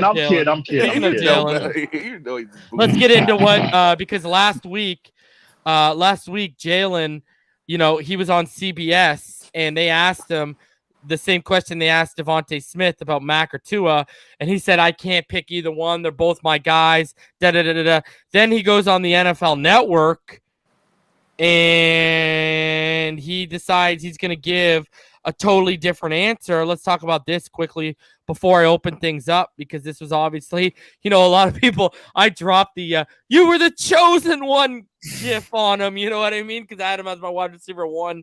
But all right, so here is what Jaylen Waddle had to say regarding Mac, and we'll talk about this because, there's an obvious answer to this. All right, so we'll talk about it, but we'll let everyone hear what went down. This one might be unfair, but I'm gonna ask you either way. All right, so bear with me, Jaylen. Article last week that said when Devontae Smith was in Mobile and he was talking to all the teams, someone asked him, "Hey, who'd you prefer, Tua or Mac?" And he allegedly went, "Oh, Mac." Gonna ask you the same question. I like Mac Jones too. I like Mac Jones. Just my both of them great quarterbacks, but I love Mac. He was the guy that I came in with, and from day one, we was on the third team together, and we worked our way up. So Mac. All right, now we all know. First of all, Devontae Smith. We all saw there was no talk about Mac Jones being in the top 15, let alone the top 10.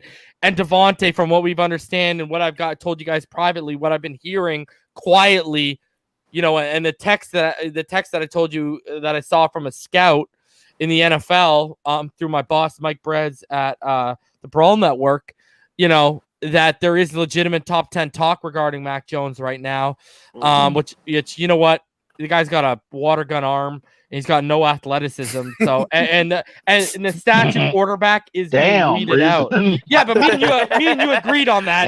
Tell us how you feel about him, Reed. Okay, let him know, bro. And then just a couple of days ago, Tua was asked about him. Water gun, right? Man. Yeah, no, it's in the same article where I said that to you privately, bro. And then you remember a couple of days ago, Tua was asked about. It's the same article where he talked about how he would love to play with Najee this year, right?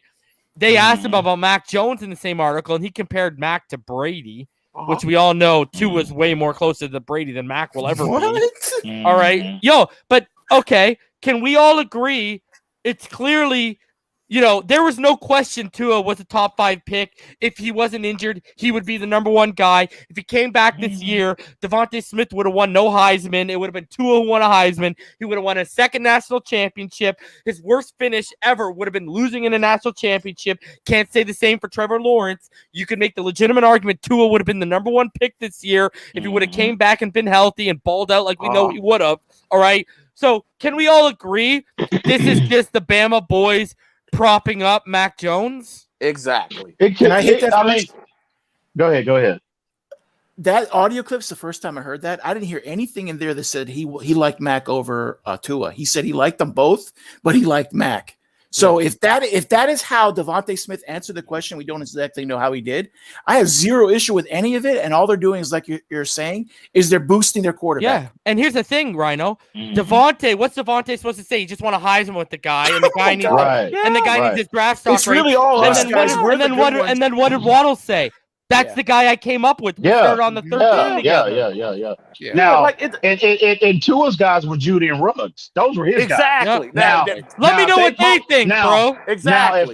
Now, if they pose that same question to either one of them and they come out and say the same thing, okay, well then I'm gonna pause and I'm gonna be looking a little sideways. You know what I mean? But we all know they ain't, bro. Right. No, they had the majority of their success with Mac Jones. So I wouldn't expect him to say anything else. Yeah, it's supposed to. And why isn't anyone asking Najee, bro? Yeah, and it's not like they said it's not like they said, oh well, Tua's garbage or he said no, they're both great quarterbacks. It's just that's my guy. I didn't hear anything in that audio that said that Mac was better than Tua. I didn't hear anything in that audio. I like Mac. Mac. People are overreacting to that, bro. I think just a tad bit. Oh, you should see it. Devontae Smith when he came out, everyone. Yeah, bless you, brother. Devontae Smith when he came out and said that, everyone was like, "Yo, wide receiver 9." And then now with Waddle, Dolphins Twitter's all out of him, and people are like, "Oh, wait till Dolphins Twitter finds out about Rashad Bateman and stuff." I'm like, these people are. Yo, guess what? It's ridiculous. Waddle's still my wide receiver 1, and if I have the chance, in the back end of the top 10. I'm still taking Jaylen Waddle because guess what? He may like Mac Jones, but he's going to love playing with Tua Tagovailoa at the next level. Mark my words about that. Unbelievable. Agree. Man. That's like asking OJ Production, who's your favorite quarterback, Jay Fiedler or Dan Marino? Yeah. Uh-oh. Martin. What's good, homie? What's up, people? What's going on, man? Josh, what's going on? I think he fixed his fire alarm. Josh. Yeah. Josh. Uncle Slap, what's good, bro? What up? Z-Man, what's good, bro? Yo, what's going on, Reason? What's What's going on, Russell, I got a short fuse for nonsense. I'm telling you that off the rip. So no yelling, no interrupting people. I got a short fuse for that. Well, All I right. don't have any plans on interrupting anybody, brother. There we go. Wow, yay. I'm just letting it know this ain't Larry's FinSpan panel. And Todd, what's going on, brother? How you doing tonight? I'm doing good. How are you doing? Appreciate you joining the Patreon, Todd. Hey, I told you I would, man. I keep my word. Bro, I'm almost at 30, bro. We're moving on up. So Yeah, that's what's up. So what's on everyone's mind tonight with everything that we've gone over? May I say something? Go ahead, bro. Go ahead. Yeah, that's open. All to right, everyone. so this is where I'm at with the whole Watson thing, and I'm gonna be short, quick, and simple with it. If I'm Greer, I'm giving one offer and one offer only. And this is something that I noticed that nobody brought up. That third overall pick, all these draft picks are based on a point system. So that third overall pick equals 2 first-round picks in my eyes. So therefore, that's 2 first. Tua equals a first. And then we got and I'm not giving up the 18th. They're not getting both my first-round picks this year. So if I'm Greer, this is my final one-time offer to Houston. If they decide that they're finally going to trade the poor guy. Third overall pick, Tua. The 50th pick, next year's first, and that's it. Because that turns out to be 4 first and a second. And I don't think you're getting pushed back on that, bro. That's I think we win that trade if we make that trade. Quite frankly, that's where because you got to look at it from a standpoint that Houston, they've been talking about, like you said earlier, that they were talking about wanting to actually get their own guy if they were to move off of Watson. Yeah. So they're going to be at a better position to draft a quarterback at 3. So the only other team that would make sense would be either the Jets or Carolina, who are both in the top 10. But from Watson's perspective, with the no trade clause, I don't see him going to Carolina if they trade Christian McCaffrey in return for him and give up their offense. It's just he's not gonna want to do it. I don't think he's gonna want to go to the Jets because they're gonna have to give up too much. And I think that from Miami's standpoint, they are in the best position to get Watson. I'm okay if we stick with Tua. I would be stoked if we got Watson if they got it for that price. If they gave up more than that, I'm pissed. And that's I mean, at least for me, I can't speak for everyone else. You're not going to get pushed back on that offer. And, I think he would go to Carolina if they retained Curtis Samuel and they retained Taylor Moton. Right, which they've been talking about franchise tagging him. Not to interrupt you. That's fine. That's fine. You're adding context. That's not interrupting me. So, you get no pushback. And the other thing I mentioned earlier, right? Clemson is in South Carolina, right? So now the Jets. The issue that I have with the Jets is they might be. If we get into a bidding war, I think we're going to be like, yo, peace. Yeah, I agree with you. I agree with you 110%. And to add a little bit more context to it is the fact that, I lost what I was going to say. Oh, George Godsey. See, that's the thing with all this. Yes, they are in place for Tua, but it wouldn't be a big deal if they switched over to Deshaun because George Godsey actually coached with Deshaun in Houston. I don't think he did because his last year there was 2015. Yeah, he was. Or did they coach? I thought they coached together at some point in time. Nope. I think he came the year. I think he came the year or 2 years after Godsey left. Yeah. Godsey got elevated to the offensive coordinator in 2015, and that's when he had like Brandon Whedon. What was that guy's name? T.J. Yates and a couple. Brian Hoyer. Brian Hoyer and one other guy, and it wasn't Osweiler. It was one other guy. Was it Mallet? But it was Ryan Mallett. They got Osweiler the next year. And with those 4 jabronis, they had the 15th best passing attack in the NFL that year. And the one other thing I want to mention about Watson is he can run an RPO offense as well. Oh yeah, I'm not worried about that. Yeah, of course. Yeah. So the dialect doesn't change that much. The offensive coordinators can still, I don't feel like that they would have to change everything. Yeah, we're just gonna have different terminology, but he'll be able to learn that. I'm not worried. Yeah. So that's where I stand on Tom it. Savage. Like I said, hey man. Oh, it might have been Tom Savage. Like I said, man, if if they make a deal, and you know what, that deal you posed, I think we kind of fleeced them a little bit. So if we win the deal, then I get why. Obviously, do it. I mean, know don't what I you do you agree with me on the point system with the third overall Well, I pick always being bring. worth I 2? always. If you go back to last year when I started this channel, when I was on TD, I was the first one bringing up the Johnson chart, which is the point system you're talking about on the platforms. I am a firm believer in the Johnson chart. Now, it's not, and I will say this, it's not like down to the exact point. From what I've understand and people I've talked to, they still based a lot of value in trades on it, but a little bit more looser than it was in the early 90s when that chart first came out. But yeah, I agree with you, the point system, right? Like, because you got to think about it. Here's the thing. Like a third pick, this is why, and here, I'll give you a point, Russell. This is why I'm fine if they got a package. Like, let's say we don't get Watson, and let's say we take Penei Sewell at 3, and then let's say they want to move back up from 18 to go get to lock in their top target at receiver, like at Waddle 7 or 8 or whatever. Yeah, whoever that's mine, whoever there is, right? I don't mind them packaging the first for next year because I expect 12 wins. So what's that going to be? A 26th pick? That's a glorified second rounder to me, bro. You know what I mean? You can look at the value of that pick. That pick isn't, that pick is that much more valuable than the first pick in the second round. So that's where I believe in the chart definitely to an extent for sure. So yeah, I believe the value of that number 3 pick, it's pretty freaking high, and it would take a team in the 20s, right? They would need to offer multiple, like let's say you had a team that had the 20th pick and the 28th pick. I think those, if I go on the chart off my head, those 2 picks wouldn't even add up to what our number 3s were. Exactly. That's why I think they're in the best position. And so is the Jets, right? They could come around and say, we got the 2nd, we got the 23rd, and we're willing. The problem with them is, though, he's going to be in the same position offensively where like Tunsil, all you got is Mekhi Becton. That's your best player. What else Miami's in a better position for him to win, and that matters to Deshaun. At least Carolina have You receivers. never got to cut out with New York, though, and I've learned this in every sport, not just football. The bright lights of that city, even when the team is crap in whatever changes sport stuff.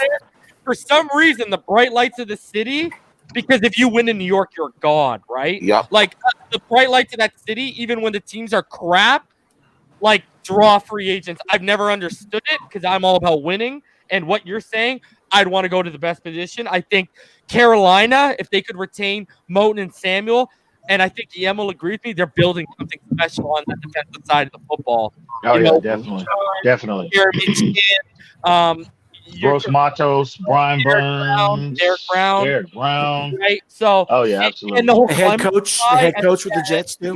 Yeah. That's the thing. I will say, Rule. See, here's the thing. If you go to Carolina, you got Matt Rule's your head coach, and who's your offensive coordinator?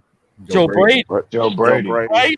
And then, or you go over here to the Jets, and you all know, I thought Saleh was by far the best hire this offseason, right? Yes. And, and let's be honest, the guy he brought over from San Francisco, they're bringing over Kyle Shanahan's offense. So that'll be really friendly. But I do agree with you. I think Miami, and I would include Carolina, but I would put us maybe a little bit higher because of where our defense is right now. I would say those are way better options than New York, 110%. I agree. I think at the end of the day, I think the biggest, if the Dolphins are really seriously contemplating this, I think the biggest threat to us would be the Carolina Panthers, because I think they are willing to pay whatever it takes. I don't think Ron Rivera would just absolutely just go ballistic and sell the farm. But I don't think so. Did you know that they offered a better package than they offered more first than what Detroit got from LA? Did they really? I didn't know that. Yeah, and they got turned down, bro. So if they're that in on okay, well, oh my god, bro. Let me retract that. Let me retract that statement. Then I apologize. What about Chicago? You know what? Chicago's O-line is hard. I think Chicago might fall under what EM's saying, because I heard all the rumblings that went on with Wentz I heard they never actually made they actually never tabled an offer. So I think Chicago falls under more of what EM's saying. And Washington, the reason why you can go all in is all you need is they have a pretty good offensive line. They got a really good defense, right? I mean, they're on the uprise. And then you got Scary Terry, McLaren F1, and then you got Antonio Gibson, and you're in a division where 7 wins you the division. The thing is for me is Deshaun hasn't mentioned that's one of his locations. The three teams on his list is Carolina, Jets, and Miami. But he's also I don't know if he's interested in Chicago. But I agree with that. But he's also said he's pretty much said he'll waive his no trade clause for like basically everyone. Actually, he's kind of changed that recently because the other day he took the Jets off his list. No, he put them back on. Oh, did he? Yeah, the Broncos and the 49ers now, too. And that's the team I've been saying, look out for, the 49ers, because they got a lot they can offer. They could keep the same core that they went with Garoppolo. And, they're a team where they're a Deshaun Watson away. The NFC is so much weaker than the AFC. That's why. Well, yeah. Well, I just heard that the 49ers are trying to trade for Sam Darnold. Yeah, well, see, that's crazy. I would love that for Donald. I would love that. Too. Yeah, he would be perfect for that. Good connection. But Russell, what I heard last week, what I was told last week was, because you remember the rumors were coming out about them for looking in on Wentz and Stafford and stuff. What I heard directly was they will not. They think they can. I think I told EM this privately. They think they can win with Jimmy G. Yeah.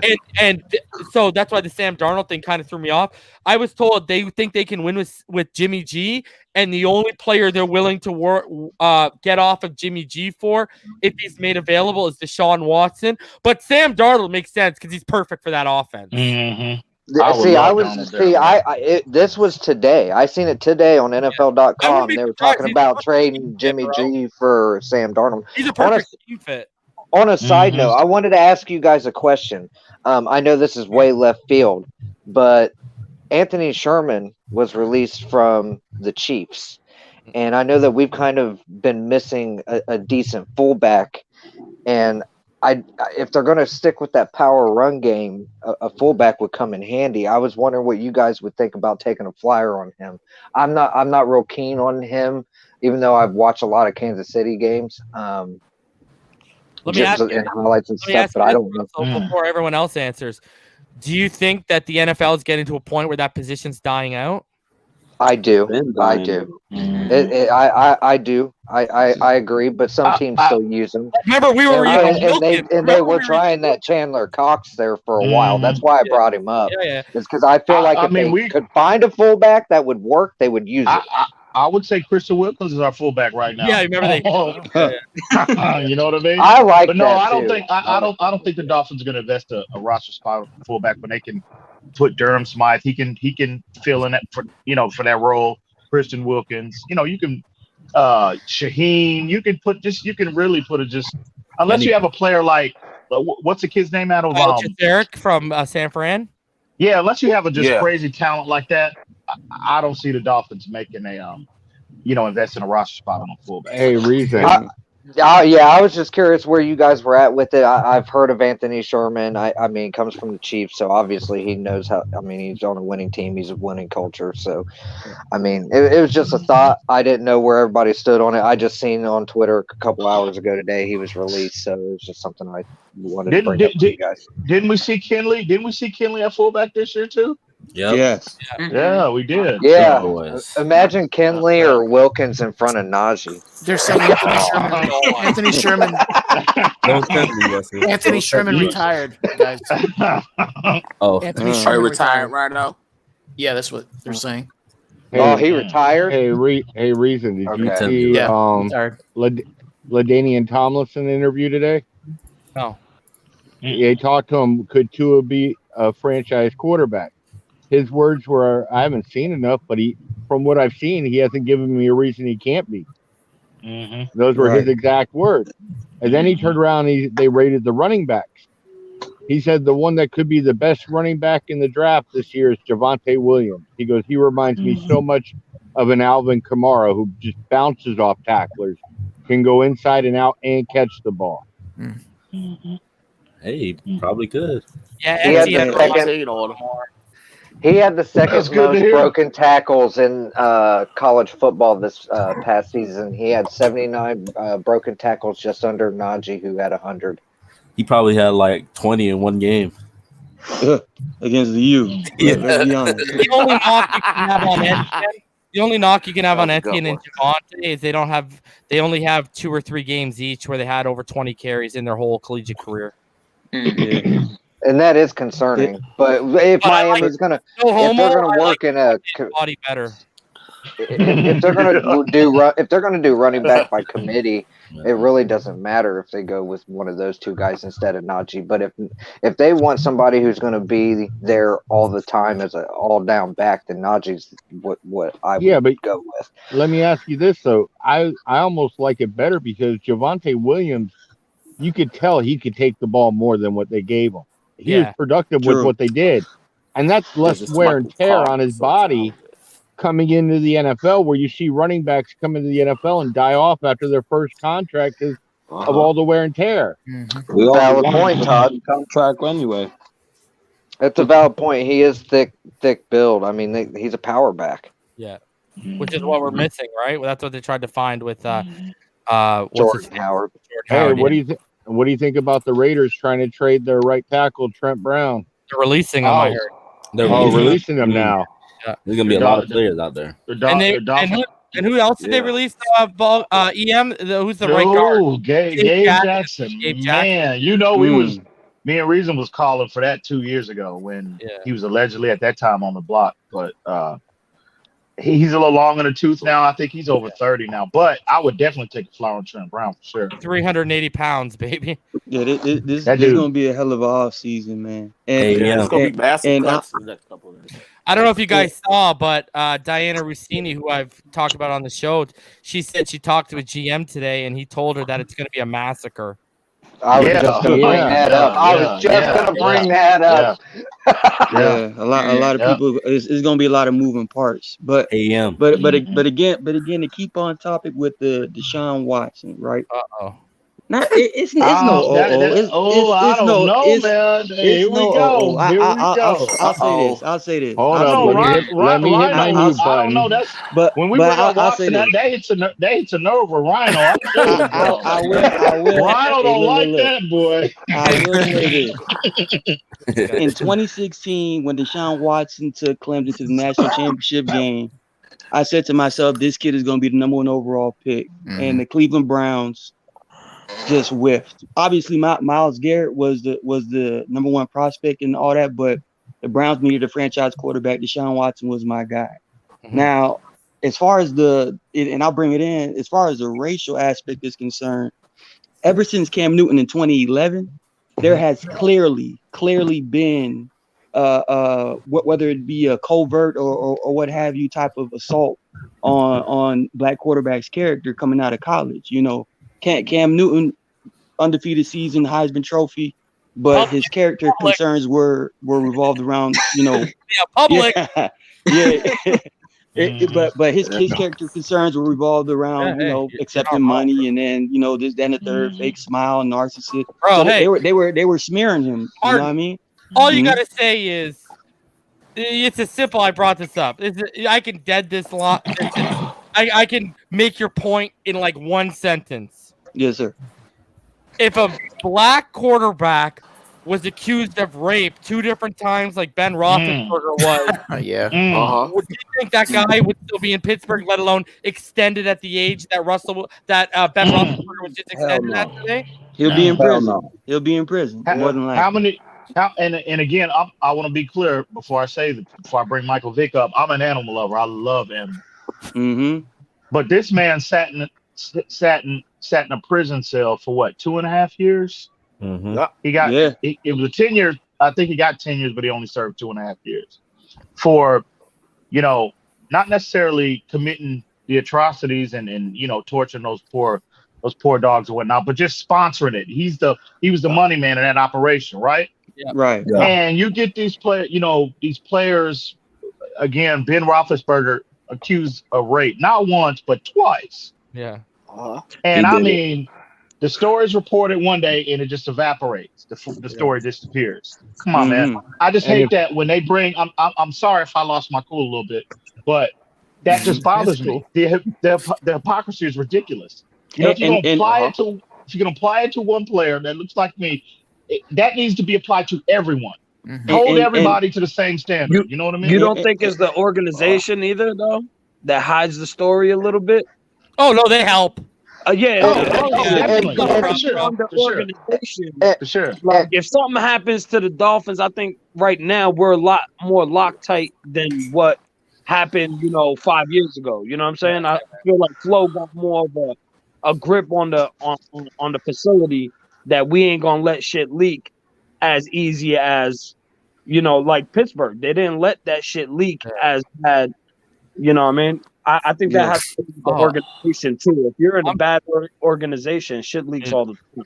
I'm telling you, Slap, I bet you Flores is so pissed off that this Van Noy stuff hit the because that leak didn't come from us. I can guarantee you he's pissed off because he's like, this guy. First of all, listen, I can tell you guys some stuff, all right? Like, I've heard some crazy stuff in just regards to the stuff you're not allowed to talk about or ask in regards to the Zoom session so that they have. Like, I've heard some of the stuff that's on the list. It's ridiculous, okay? Like, they are so tight-lipped, and like even stuff you'd be like, why does that even matter? I promised the person who's close to the organization I wouldn't tell anyone. So it's the same person, guys, who told me for you that know up here, Josh Rosen's nickname. Okay. Yeah. Which I also can't say publicly. All right. I was sworn to secrecy.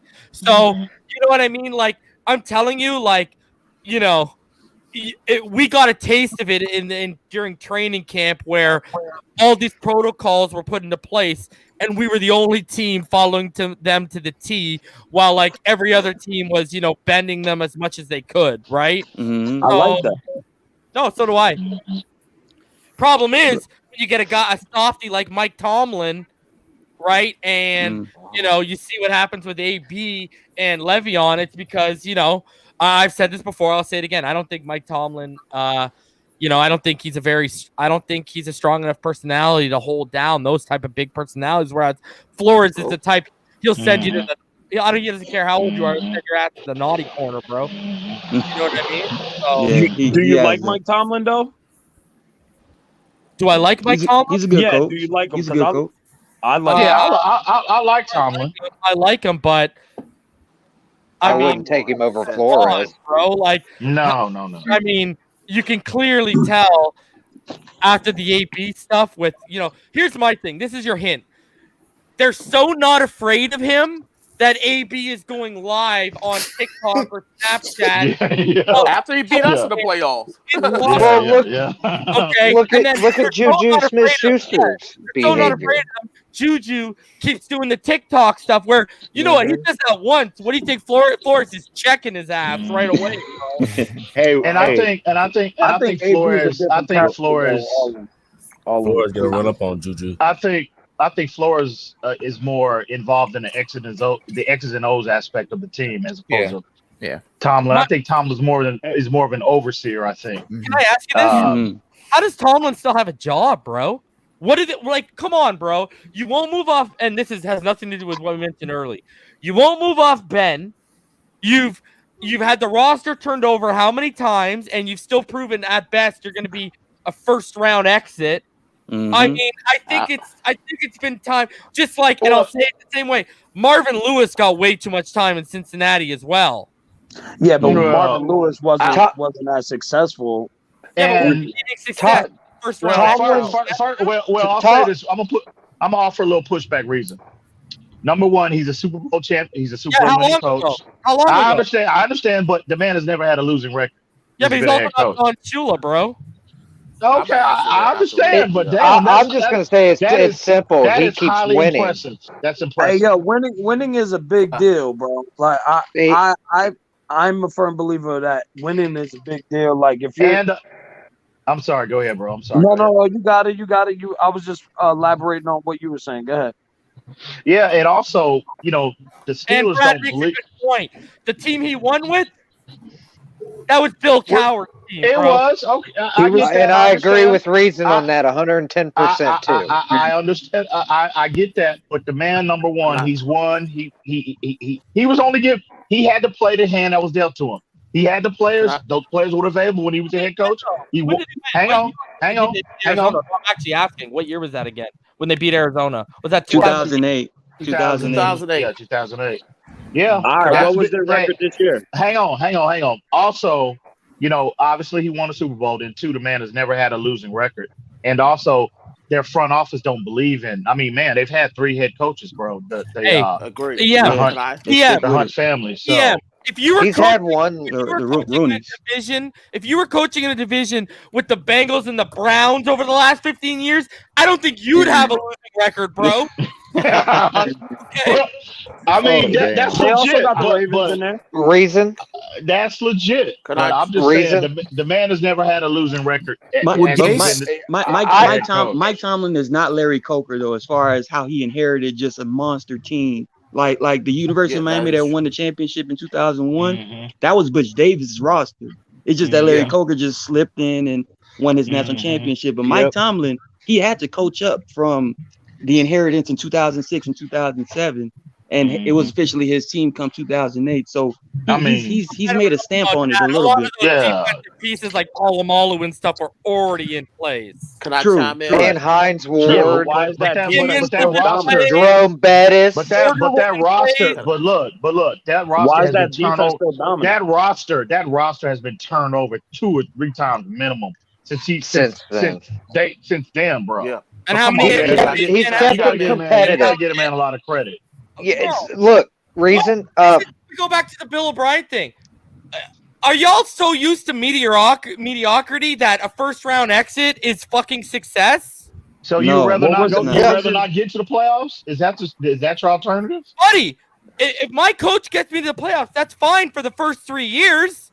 But we're now 13 years deep since he won a Super Bowl. And do they even have an AFC championship appear? What do they have? One maybe? Marty Schottenheimer, when he was a coach of the San Diego Chargers, back-to-back 12-win seasons. He went 12-4. They fired him, and they never recovered from that. True. Never. You said the Chargers? So I don't want to hear that. They went to back-to-back AFC championship games and lost to the Patriots. Fired him, and they never have recovered from that. No. The man is getting you there. Hold on a sec. Let's put a little bit on Phillip Rivers here because they've given him pretty freaking stacked teams, bro. And Phillip just fumbled when he hit the playoffs, man. Hey, all I'm saying is that the Chargers took that exact same approach. They felt like they could find somebody that can get them over the hump, and they haven't recovered from that same strategy. So I'm just saying. And I'll say this, where Tomlin's concerned. Hold on. One team in the last 20 years is the baseline. Well, no, you can make the argument. The Cincinnati Bengals, bro. We're 13 years removed from a Super Bowl. We got to move off the Super Bowl win here, bro. Oh no! Yeah, of course. We've all agreed. This is a league where it's what have you done for me lately? And I've talked about this in multiple sports. Listen, I've talked about this multiple times. I'm a Pittsburgh Penguins fan, diehard Penguins fan, just like how I am with Miami. Buddy, we came off back-to-back Stanley Cups in 2016 and 2017, and they have now waited on turning over the roster and getting rid of the coach. And now we have turned into, in the last 3 years, a perennial first-round exit team. Guess what? When you're a winning franchise, that ain't good enough. That don't cut it, bro. And the problem that all these franchises in any sport run into is what you guys are talking about. They get in this clubhouse mentality. Everyone's buddy, and it's all about let's all be friends. Well, guess what? This is the business of winning. If you want to make friends on the way to winning a championship, all the power to you. The Steelers have been they haven't been a freaking first round record every year since they won a Super Bowl. That's a little unfair. If that's how you feel, Reason, then Miami kept on Shula entirely too long. And I agree that they did. And I agree that they did keep him a little bit too long. Yeah, go ahead, Damien. the thing with Tomlin, and I see where both aspects are coming from. Yeah, hold on. Sorry, I just gotta add this. EM isn't even a huge fan of Shula because of what he did in the Marino area. I agree. But EM will probably tell you, yo, they probably should have moved off him because in the 90s he didn't get it right. So I agree with that. But anyways, Damien, go on. The Steelers' history, as EM did bring about 3 head coaches, their history. They held Don their first coach too long, Chuck Noll too long. And he got stale. Bill Cowher, after that last Super Bowl in 2006, was already stale. It just so happened he was fortunate to win a Super Bowl. But Damien, he also went to a Super Bowl in the 90s with Cordell Stewart. Yes, and I'm about to hit to that. Also, Tomlin did lose in the Super Bowl to Green Bay in 2011. I will say this. I think right now Tomlin is getting stale. Not putting away from his coaching. Do I think he's the greatest coach? No. Am I a super fan of Tomlin? By any means, no, I'm not. I think he's right now. I think he's a good coach. I know you didn't. I think he's a good coach. Scenery, I think right now he's getting stale. I also think that I will give him this. That the MVP of that Super Bowl was somebody that he drafted was Santonio Holmes. But I will say that I think the situation is getting stale, and I think that I agree with that. It's the quarterback. It's the quarterback has got to stay. That falls on him. That falls on Tomlin. Hold on a sec. Santonio Holmes was good for like 3 years, but continue on. Yes, he was. He just said he was a Super Bowl MVP, which he was. He drafted. But like the guy was good for like 3 years. The world beater. I mean, how many no-name Super Bowl MVPs did the Patriots have? Anyway. But I will say this. Under Tomlin, Mike Wallace, all these receivers, AB, all these receivers start popping off under Tomlin Tulich. I will say this, though. I think right now it's getting stale, and I think Big Ben is going to cost him his job. I think so, too. But I agree. But you know what? This is about to cost him his job. You know what, though? I think Tomlin, over the years, bro, he's brought in and he's instrumental in developing a lot of that talent. You look at David DeCastro, you know what I mean, on that offensive line. You look at Devin Bush, who they got from, who was he was on that trajectory this year before he got hurt. He was going to be the rookie of the year. I mean, you look at Lamar Woodley. The scouting department, my friend. He's under the Dungey coaching tree. He comes from the Dungey coaching tree. But look, he's over that. Those are the people who he brought in to find him talent that he needs that fits his scheme. Right. Lamar Woodley's, James Harrison's of the world. So the GM had nothing to do with any of all this. No, I'm not saying that, but you give credit to other coaches for that. I don't. We do. Everybody does that. Everybody does that. No, not me. I don't give Flores credit for our drafts. I give Greer credit for the drafts. No, so stop, Flores stop that. Don't do that. When have I ever we said all that? do that. I've never said that. Yo, don't lump me in on something I've never said before. No. Yes. We all do that. You can literally not find a receipt of me saying that. Literally, you cannot find a receipt of me doing that. Give me some time, and I'm sure I will. Buddy, I'll give you an eternity if you need it, bro. Give me some time, and I'm sure I will. Go ahead, bro. You're gonna go. But we all give credit to coaches when players develop under their tenure. We assign a lot of that credit to these coaches. We all do that. Everybody does that. Hold on a sec.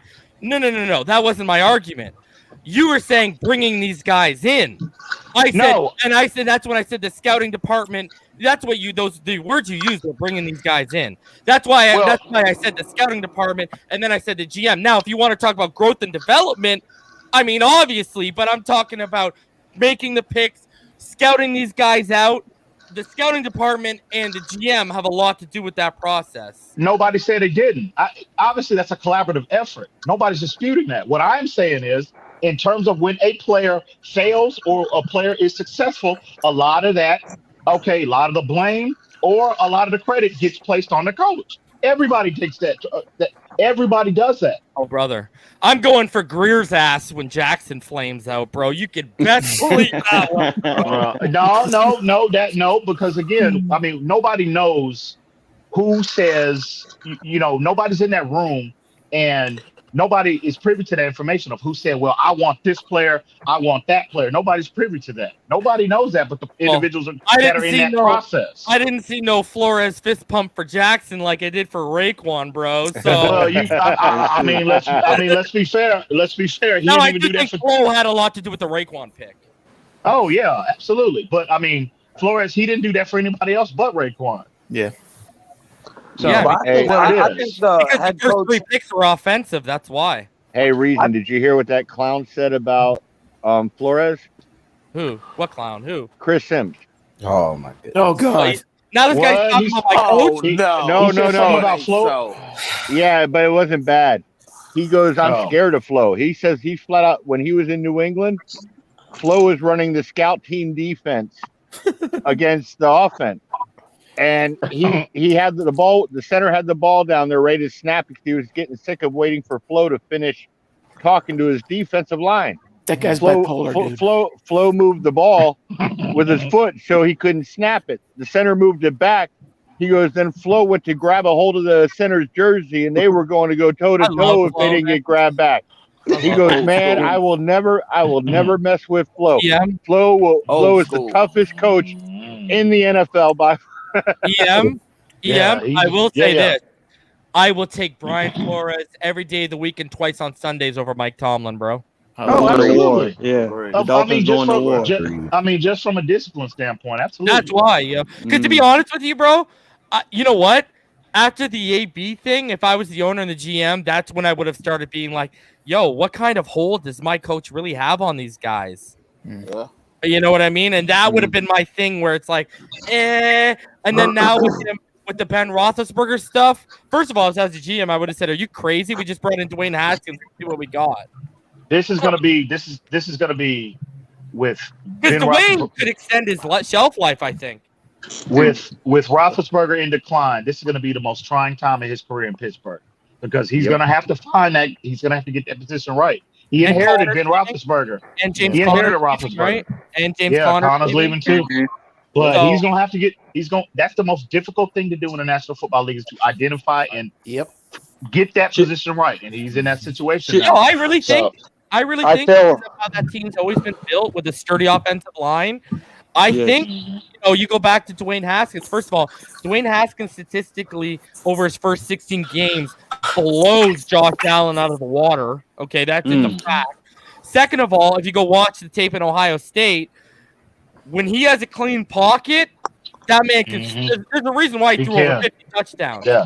It's just when the pressure comes, you know what I mean? And I'll be honest with you, bro. Like you heard the people, I know you guys saw the people who they don't really look into stuff, but they see that, a black quarterback's coming out, and you saw people saying, he's mobile. Well, he's not mobile at all, right? Like he is a statue pocket guy. And if you can create a clean pocket for him, I think Dwayne Haskins he can pop off. I think Pittsburgh's the perfect situation for him, bro. I really do. I'm also hearing that they may draft Trey Lance too. I think Trey Lance will be gone by the time they pick. Yeah. I don't even think Trey Lance will make it to. I think the perfect fit for Trey Lance is Washington and Chicago, and I think they both pick at 19 and 20. I don't think either won't even be there. Yeah, he's not making it to 24 unless they trade up. Yeah. And you know who I'm telling you to look out for? If we don't take Najee at 18, you can bet your bottom dollar he's going to be a Steeler. That's literally their prototypical back right there. Oh yeah. And I think one thing too. I think one thing with Tomlin here recently, Pittsburgh. You know, when you look at Pittsburgh traditional, no matter what era, bro, that them being playing stout defense and having a power running game, that's always been the Steelers' identity. And I think they've gotten away from that over the years. You know, Ben started looking around at Peyton Manning and Tom Brady and Breeze and all these quarterbacks, you know, putting up all these, crazy numbers. And he probably whispered in Tomlin's ear and told him, look, bro, I want to get in on that. And I think the Steelers over the years, bro, they got away from that identity. That's the formula. That's what Pittsburgh is known for. So Tomlin, man, again, wide receiver development. They've got offensive line issues as well. So this is going to be the most prime time of his career. Remember too, in 2008, and I totally forgot about the Green Bay one. 2011, their secondary was much better than what they have right now. Like secondary was arguably the best in the league, hands down. Right? Yeah. Even Ryan Clark, that jackass who turned us down, looked good in there, bro. Yeah. I mean, Yeah, he in credit again. Credit to Tomlin, T.J. Watt, Bud Dupree's of the world, Cam Hayward's.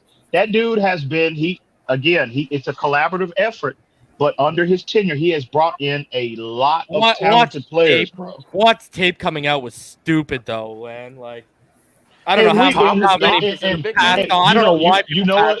Reason. You know why I'm critical of Chris Greer? I'm gonna be critical of Chris Greer for a moment, if I may. Go ahead. You had T.J. Watt sitting on the board, staring at you in the face, and you select Charles Harris. Oh. Can you please? I hated that pick. That was the worst pick ever. And you know who was also on the board? His tape was disgusting. Reuben Foster. Hey, but can you blame Greer?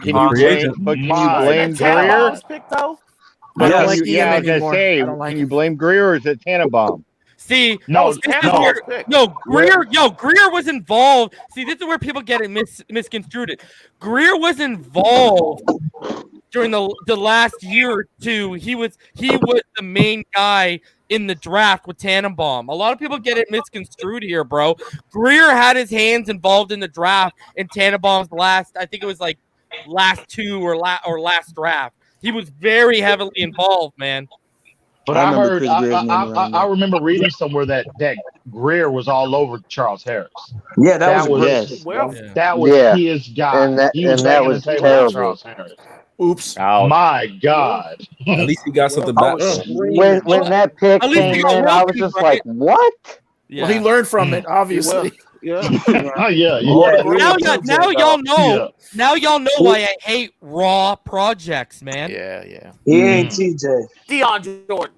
Yeah, I was just about to bring up Deion Jordan. That's the only pick I can think of worse than Charles Harris at this point. Nobody is allowed to bring that name, to mention that name on his platform. My God! Are you kidding? Y'all want to hear something? Okay, I've never said this on stream before. So to people who know me, you know his last name is my first name, right? Right. Buddy, I got a Deion Jordan jersey right away because my name was legitimately on the back of the and then I still have it hanging up upstairs. I don't know what to wipe my ass with it. That's bad. Bro. Oh man. Hey, just change the number on it. The number 2 overall pick. The number 3 pick. Jordan. Three. That's why I'm nervous. When they traded up, I thought we traded up. Deion Jordan was our last pick at number 3. Oh, that's what our original. No, we were originally at 8. Yeah. We traded with Philly. Raiders. Oakland. No, we were originally at 12. Philadelphia. Yeah, we were at 12. We traded with the Raiders. I thought we were going to be taking Lane Johnson. Me too. Thank God we only gave up a second round pick. I know, right? You know what? Now you look back at that draft. I mean, it was pretty shitty when EJ Manuel was like the first only QB in the first round. You know what I mean? Didn't he go at Jeff Ireland? Yo, and then you got DeAndre Hopkins didn't go till like 27 in that draft, which is crazy. That's crazy. That's nuts. He should have been like the number 1 pick, and based on the talent that came out that year. Yeah. Can you imagine if we would have taken him instead? So that tells you, all of y'all concerned and worried about draft. You're making that assumption. Oh, we got all these picks. We're gonna hit on. No, bro. It's a crapshoot, bro. It is a crapshoot. That 2013 class was a product of us worrying about the end of the world instead of scouting good players. Because let me tell you, man, there were so many players that just fell in that draft. I was like, how? How did that happen? Zach Ertz and Darius Slade didn't go till the top of the second. Right. Le'Veon Bell went the middle of the second. So did Jamie Collins. Oh my God! Look at all that talent in the second round. Travis Kelce went in the third. He was Eddie Lacy. Eddie Lacy went at the end of the second. Tyrann Mathieu went in the third. Keenan Allen went in the third. Yes. We didn't get no. So again, y'all concerned. So I reiterate, y'all are concerned about this team being able to find gems in the later portion of the draft. Come on, man. Just saying. Oh no, we We, can't. we, we've done we've done well the last couple the drafts. second round and My third problem round is, are the man, most important here's my rounds of the issue. draft. Here's my issue. Here's my issue, and the only pushback I'll give.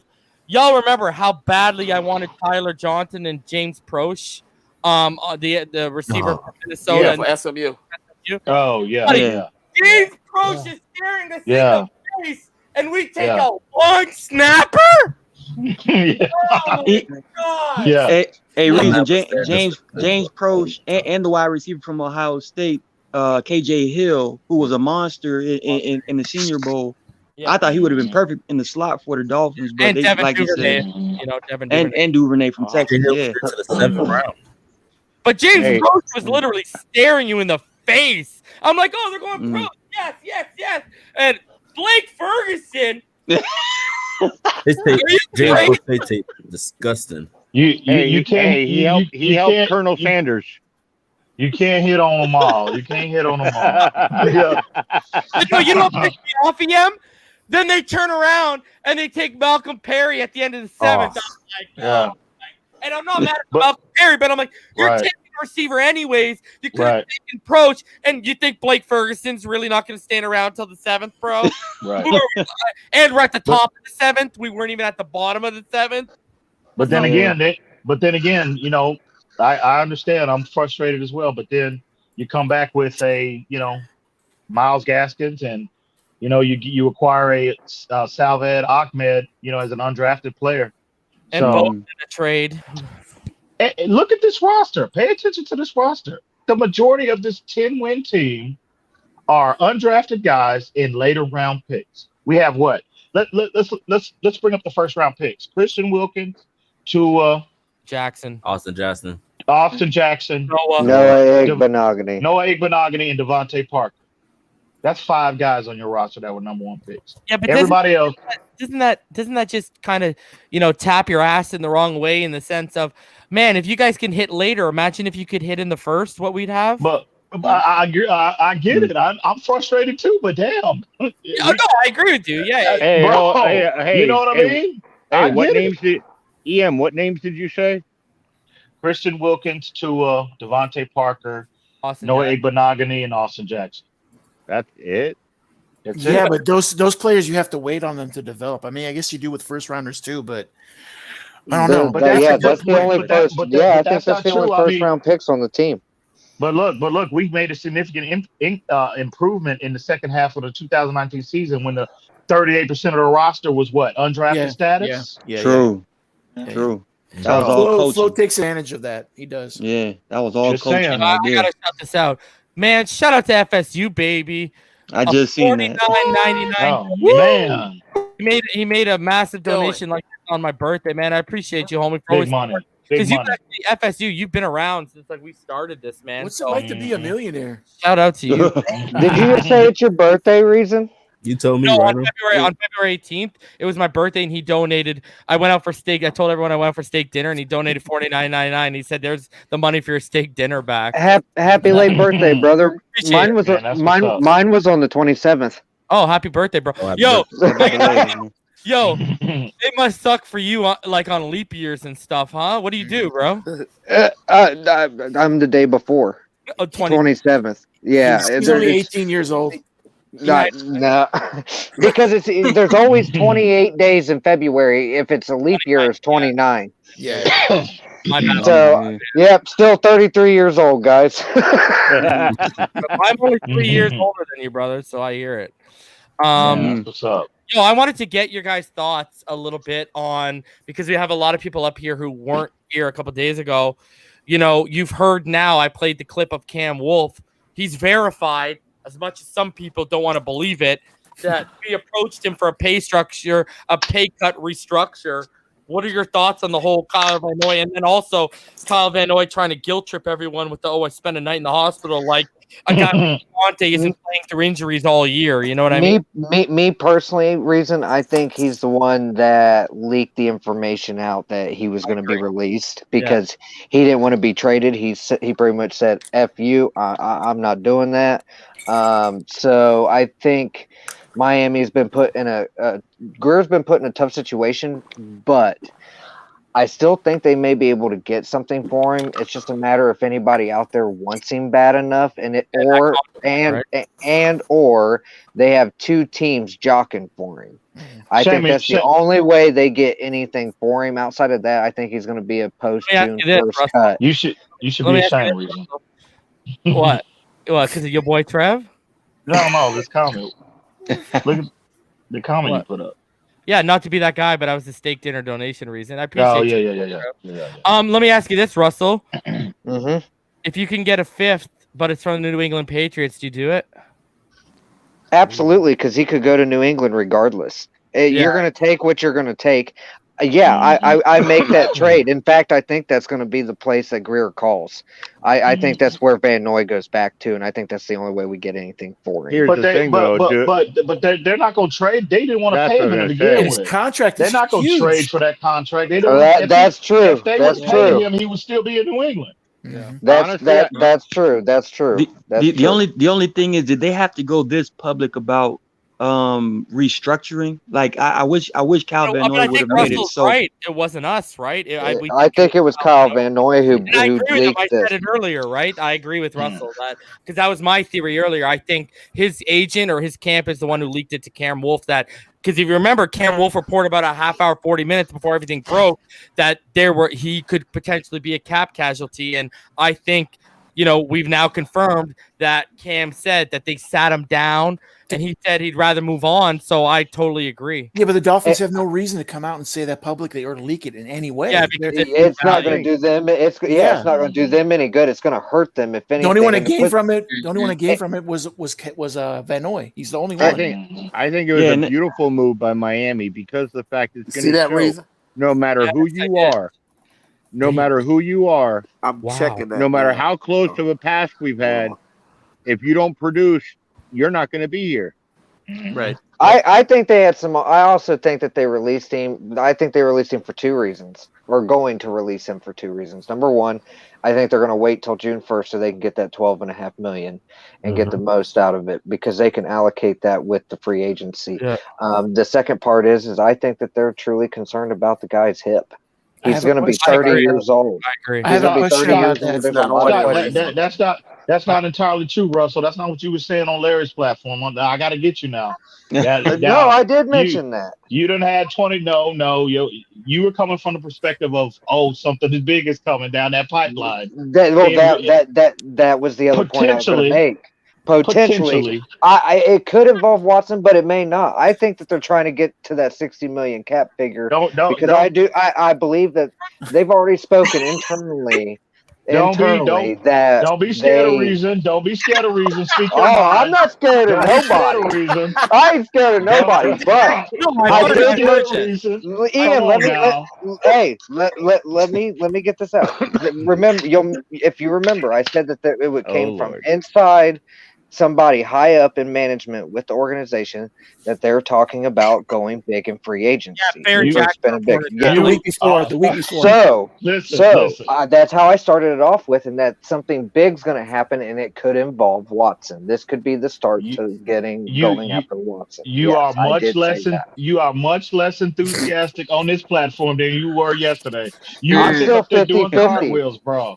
I'm still 50-50. I'm still 50-50. Don't be scared of reasons, bro. Yeah, so 50% chance we have Watson, 50% chance we have two. Hold on. What he's talking about is the Barry Jackson report that came out like last week or whatever.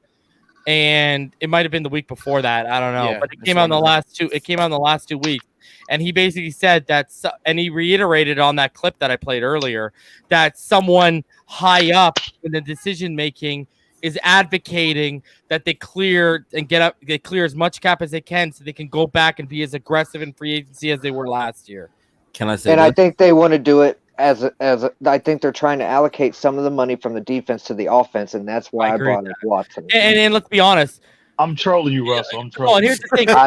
From what you're saying, Russell said, I've seen that on Twitter, whatever. That's not news. Anyways, what from other people. But what I'm sitting here saying is, the reason why that doesn't make sense is because he only has a $15 million cap hit this year. So, you could already cover that. I think they're just the majority of the cap they're clearing is. I think there is something coming big down the pipeline, but I think I still have a problem believing they're going to pay $16 million to a receiver.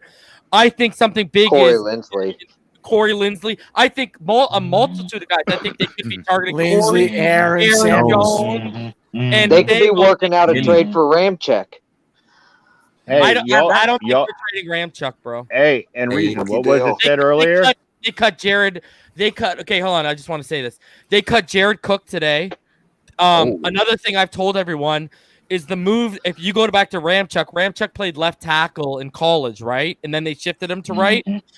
If you go look at it, the move they could make because he makes more money is they would cut Armstead because he's closing in on 30 to left tackle, and then you. But here's my issue that I've told everyone in the past couple of days. I don't know if you've seen it, Russell. Videos are coming out of Drew Brees pulling sleds and training. So if he's coming back, the last place you're going to start plucking from is the offensive line. Yeah, that's true. And I think Brees is coming back, by the way. I actually do think he's coming back for one more year. He wants to take one more shot at the Super Bowl.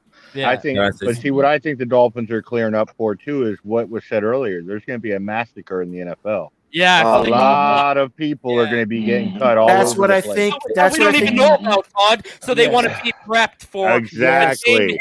They can go in, swoop in. Yeah, but we talked about this. We talked about this when we first came over here. How there's going to be so many players available during this time because of the salary cap decrease. We all talked about this. So if we're talking about it 8 months ago, they're a lot further along than we were. Hey, if it wasn't the salary cap, would the Oakland Raiders be cutting Trent Brown from that right side?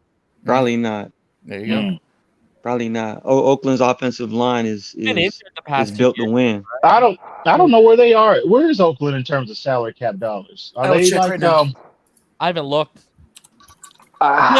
Look, they must have faith in the next man up because you've literally cut your whole right side. Oh yeah. The majority of their O line is older. They need to rebuild that sucker anyway, don't they? Yeah. Well, Trent Brown is what 20. Trent Brown is 27 years old, right? Isn't he? He's just 27. Yeah. They have almost. Wasn't that the dude from the Patriots?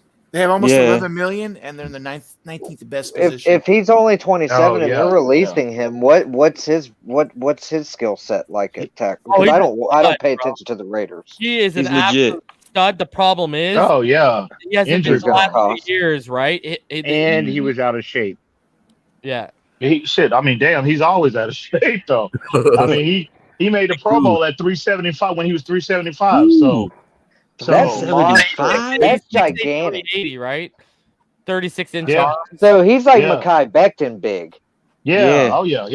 Oh man, that would be nasty. I kind of like the idea of maybe taking a look at that. If you're not having to give up any trade or anything, why not look into it? If he can stay healthy, man, I'd be all over him. He's only played since Oakland signed him. He's only been able in the last 2 years, Oakland, Las Vegas. He's only been able to play 16 games over the last 2 years, and he's only played since San Francisco drafted him, right? Then he went to New England for 1 year. That's the struggle with those big body guys like that. Right? When you get closer, like with Mekhi Becton, he started having some injury issues this season as a rookie. But he's only played 16 games twice in his 6-year career. Over his last 385 snaps, it said he had 1 sack and 3 pressures. But his last 387 snaps is like over 2.5 years. With his durability in question, though, could we get him cheaper? Cheap, yes, probably. Oh yeah. Now I would give him an Eric Flowers type deal. Wouldn't you? Oh yeah. He's 2 year 2015 somewhere around there. You know what you do? You performance lace the contract. Right. Like you gotta hit a certain amount of games. Right. That's the way I would bring him in. When he's upright, when he's healthy, I mean, he's motivated, bro. He's a top 5 tackle in the league, bro. All day. He's responsible for Tua's blind side, though. I've been thinking about this. What you feel about it? If we move back out of 3 and we go somewhere after 3 and we get what's his name, Darisaw, Christian Darrisaw. Christian Yeah. Darrisaw. If we end up with him, are you upset? Are you okay because Sewell wasn't there? And are you okay with it? I would have a problem with the fact that they moved back to take a freaking tackle, anyways. Okay. And I think they should Darrisaw address it in later free are the agency. here. My problem I is, think- my thing is, if everyone and I had Moten as my number 2 free agent target. The thing is, I don't see them coughing up 15, 16 million a year because, Conklin reset the right tackle market last year at 14 million. Moten is better than Conklin. He's going to reset the market again. And from my end, Rhino, to put some context on my side of this, I would rather attack center and right tackle in free agency to get some veteran leadership on that line because would they've too. already I would invested too. 3 draft picks on rookies on that line. We don't need any more rookies. That's why I think Lindsley and a veteran right tackle would provide a more stable, better communicating and more established line earlier on, and it would take less time for them to gel together. I think that they would be a lot better for them versus putting more. But a Panay Sewell is not your regular rookie though. As far as He's the You're exception. You're He's hoping. he could be the exception. You're He's going to hoping. be better. He's going to be better than Justin. Ian doesn't like when you do that. Ian doesn't like when you do that, bro.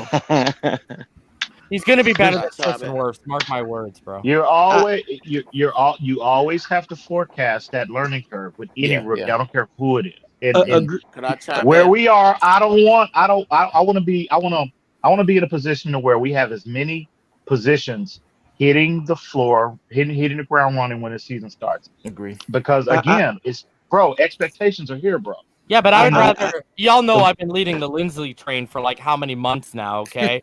I would rather sign Joe Tooney than spend $15, $16 million on a right tackle, and then I can make Kinley my swing guard, keep Jesse as my swing tackle. Now Tooney's next to Jackson, and then I got my best communicator on the field is always supposed to be next to your quarterback, your center, and he's right next to Hunt, and Hunt's right next to Panay.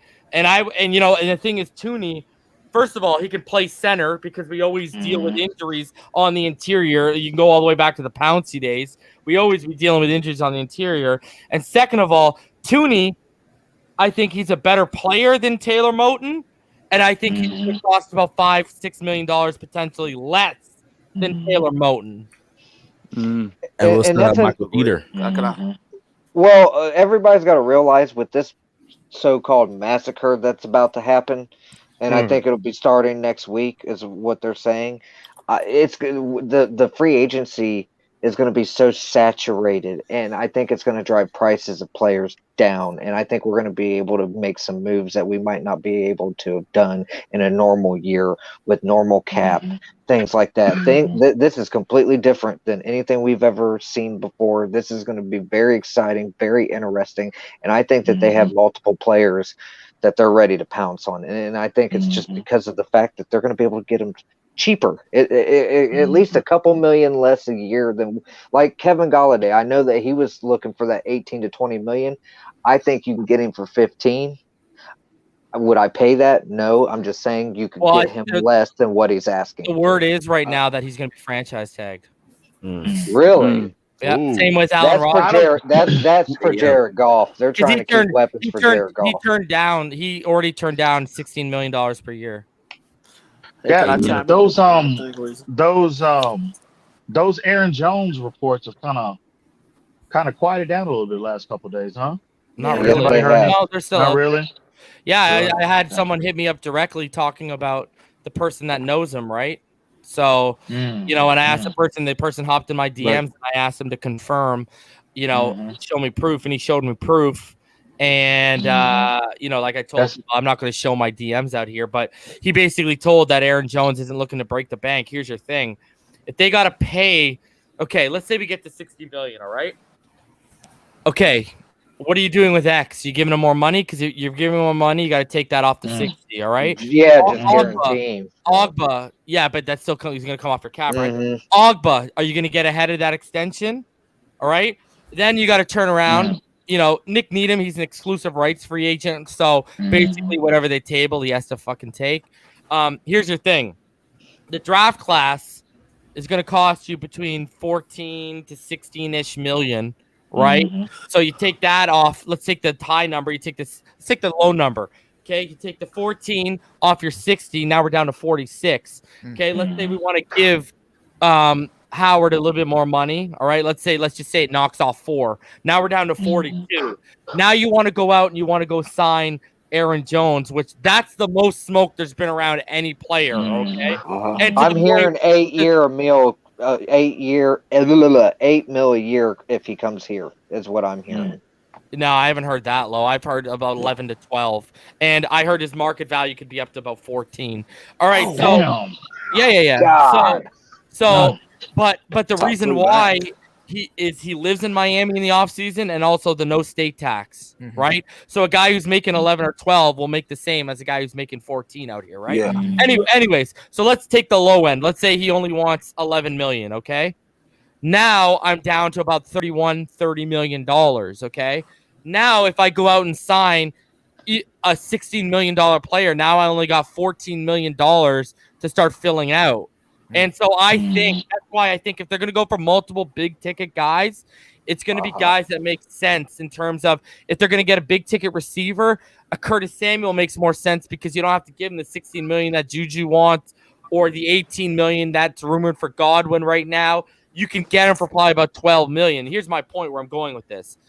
I could get basically Godwin for $12 million, Lindsley for 11, and then Aaron Jones for another 11. And what? I'm at $33 million.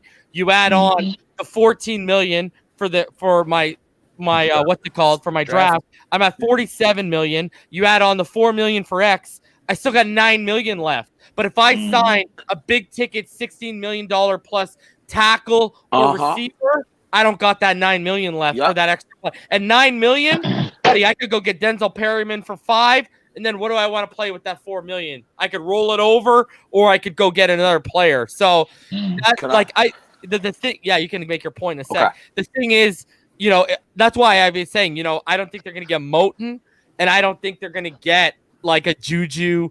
And even those guys are on my target list. And Godwin, I don't think they're going to get him because I don't think they're going to pony up. I don't see them swallowing that kind of money. No homo. 18. On one player. I do think they're going to get a target of free agent wide receiver, though, because I think they're going to want. But I think they're going to want a free agent wide receiver and draft one. They're not going to pay him like 16, 18 million. That's the point. No. Right? So go ahead, Damien. To piggyback also on what Reason said, why I think it makes sense not to get the tackle there is because of the money and the position where we are in the draft. We're in the top 3. Whereas though we have an option if it's Penei Sewell, which that he's the number 1 rated tackle, or even if you trade back a couple of positions, you can get a Slater or a Durashaw. It doesn't make sense on their rookie deal where they can develop with the quarterback as far as and then compared to you signing a Corey Lindsey, who's calling out the protections, who's the veteran, who can groom the O-line, the young O-line around the quarterback, and they can all come up together. It makes more sense getting the Corey Lindsey for anywhere from 9 to 11 million compared to getting a Moten or another tackle for 16 to 17 million to eat up all that space. I can understand if we're starting off picking at 18, but since we're in the top 3, I mean, and we could also possibly stay in the top 10 if you want to and still get that tackle on the rookie deal. It just doesn't. It doesn't make sense. Which I could be totally wrong about this. If I am, I'll admit to being wrong. It just doesn't make sense. Whereas though we could get our center who can call out those protections and help groom the young line, and you can also fill that running back position. If I'm not mistaken, he's also said that he would take less money. I believe if he did. The Dolphins. I could be wrong about that. No, he did. He said that. Who said that? That's what he told. That's what he told. That Aaron Jones told. Oh yeah, okay, yeah. He told the person that I confirmed knows him, basically that he would accept less money to come here. It's because of the. He didn't tell me why, but I'm guessing it's because of the state tax, right? Like. And you can get that secondary wide receiver in a Samuels also. You can fill all these needs, but if you go get that that right tackle, which is going to command at the starting point $17 million, then you got to realize that, okay, he's in his late 20s. So then when you have to pay him again, he's even older. But then if you draft a Penei Sewell, you're getting him. You can keep him his whole career in his prime. Even if you have to overpay. You know, I when mean, his contract honestly, comes up. Or you can have that decision or getting rid of him if he doesn't work out. from a draft standpoint, based on where we sit at number 3 and the needs that we have, and I know that you guys may disagree with the one, but he is an offensive skill position. So to me, he counts as a weapon. At 3, it's Sewell or Kyle Pitts. Yes, sir. That's exactly who I was going to say. I'm super intrigued by that kid. I'm super excited by him. And honestly, if they picked him at 3, I wouldn't be mad. I really wouldn't. I would be okay with that. If Waddle was there, I'd be pissed. I would. I don't want any. Well, Listen, my stance is Panay or trade back because I don't want any receiver. I don't think any receiver in this draft deems a number 3 pick. Yeah, I don't see. Stuck. And that's where I agree with stuck, Reason. If we're stuck, then whatever. But the thing is, me and EM have had this conversation. I need like a Julio Jones or a Calvin Johnson profile, bro. Precisely. Yep. Precisely. If we're stuck and the Jets take Panay and we're stuck there, then okay, take the best player available. Buddy, if they take Panay, Kyle Pitts. If they take Panay, we ain't gonna be stuck there, bro. That's true. You're gonna have Zach Wilson and Justin Fields on the board. Right. Agreed. I actually think let me hit y'all with this. Okay. I'm a proponent. I think they're taking Zach Wilson at number 2. I do too. But I think they're either going to take a quarterback or they're going to beat us to the punch and trade back. Yeah, And that wouldn't surprise me either because that means they're going to add even more assets, and that's going to. Well, Russell, guess what? If they decide they're going to stick with Sam Darnold, which I don't think they will, they need a receiver just as bad as we do, bro. That is a fact. They need kind of our news. I'm just saying. So, and Joe Douglas is a damn good GM. So, and I agree with you, Reason. Waddle's my wide receiver 1, but in terms of if we really were stuck at 3 and Sewell was gone, I know. I would take Pitts. Yeah. Well, I you know what I've been on record. To me, the most dynamic receivers, okay, not wide receivers in this draft are Jaylen Waddle, Kyle Pitts, and Rondell Moore. Agreed. And Rondell's in the second. I can get Rondell. And Reason, right? I'm here in Jacksonville, and all over the radio, they're actually very interested in Zach Wilson. Yep. You know how, buddy? You know how much it's going to cost them to trade up? Jacksonville, they're the number 1 pick. Oh yeah, no, Jacksonville. Oh man, I'm thinking about their second pick in the 20s, bro. No, they're very which if Trevor Lawrence doesn't go number 1, that's going to shake the Could whole you imagine? draft, guys. Oh my God! In all fairness, we were all sitting on our asses watching. Well, at least I know I was watching Trevor Lawrence's pro day, and I was like, what? When he got into the red zone, I was like, oh look, he's the guy who me and EM have been warning everyone about. And Urban Meyer was standing right in front of him, so I can only imagine he was seeing the same shit. So you know what? I don't think they're gonna take. If Miami had to draft a quarterback this draft, Zach Wilson would be my pick. That would be an absolute earthquake. You hear me? In the draft. Trevor Lawrence would still be going to New York. The issue with Zach Wilson, and I've watched a ton of tape on that. I got every offensive snap of that kid. The problem, he's got 2 problems. Well, 3. One, and they're kind of big. One, the guy is not good when the pocket collapses and got to deal with pressure. 2, if you look at him, a lot of his big throws, a lot of his big plays, and it almost looks like he's more comfortable happen outside of the pocket, okay? And then number 3, name a good team he's beat. None. Every time he plays a good team, he gets his ass handed to him, bro. That's a problem. I'll give you all the credit in the world for that reason. He can make any throw off any platform, though. But exactly, that's what excites me about him because he's got all those different arm angles similar to Mahomes, where he can just throw it from. You know who he is, bro? You know who he is, and it's funny. Everyone's all lovey-dovey on him. Everyone dragged me last year for my love affection for Jordan Love. And it's Jordan Love all over again, baby. Yep. This is one thing I'll say. This is one thing I'll say about Trevor Lawrence.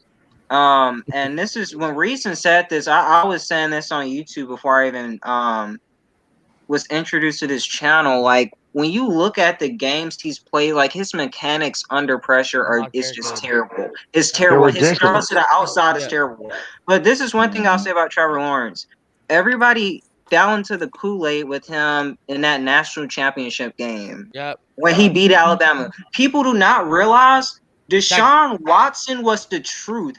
That man played at Alabama when he had Minka Fitzpatrick, Anderson, Ragland, all these Reuben Foster. No, you know what it is, Josh? No, you know what it is, Josh? Everyone somehow forgets that Clemson defense was like a top 5 defense in the last 10 years. Exactly. That was a historically great team, man.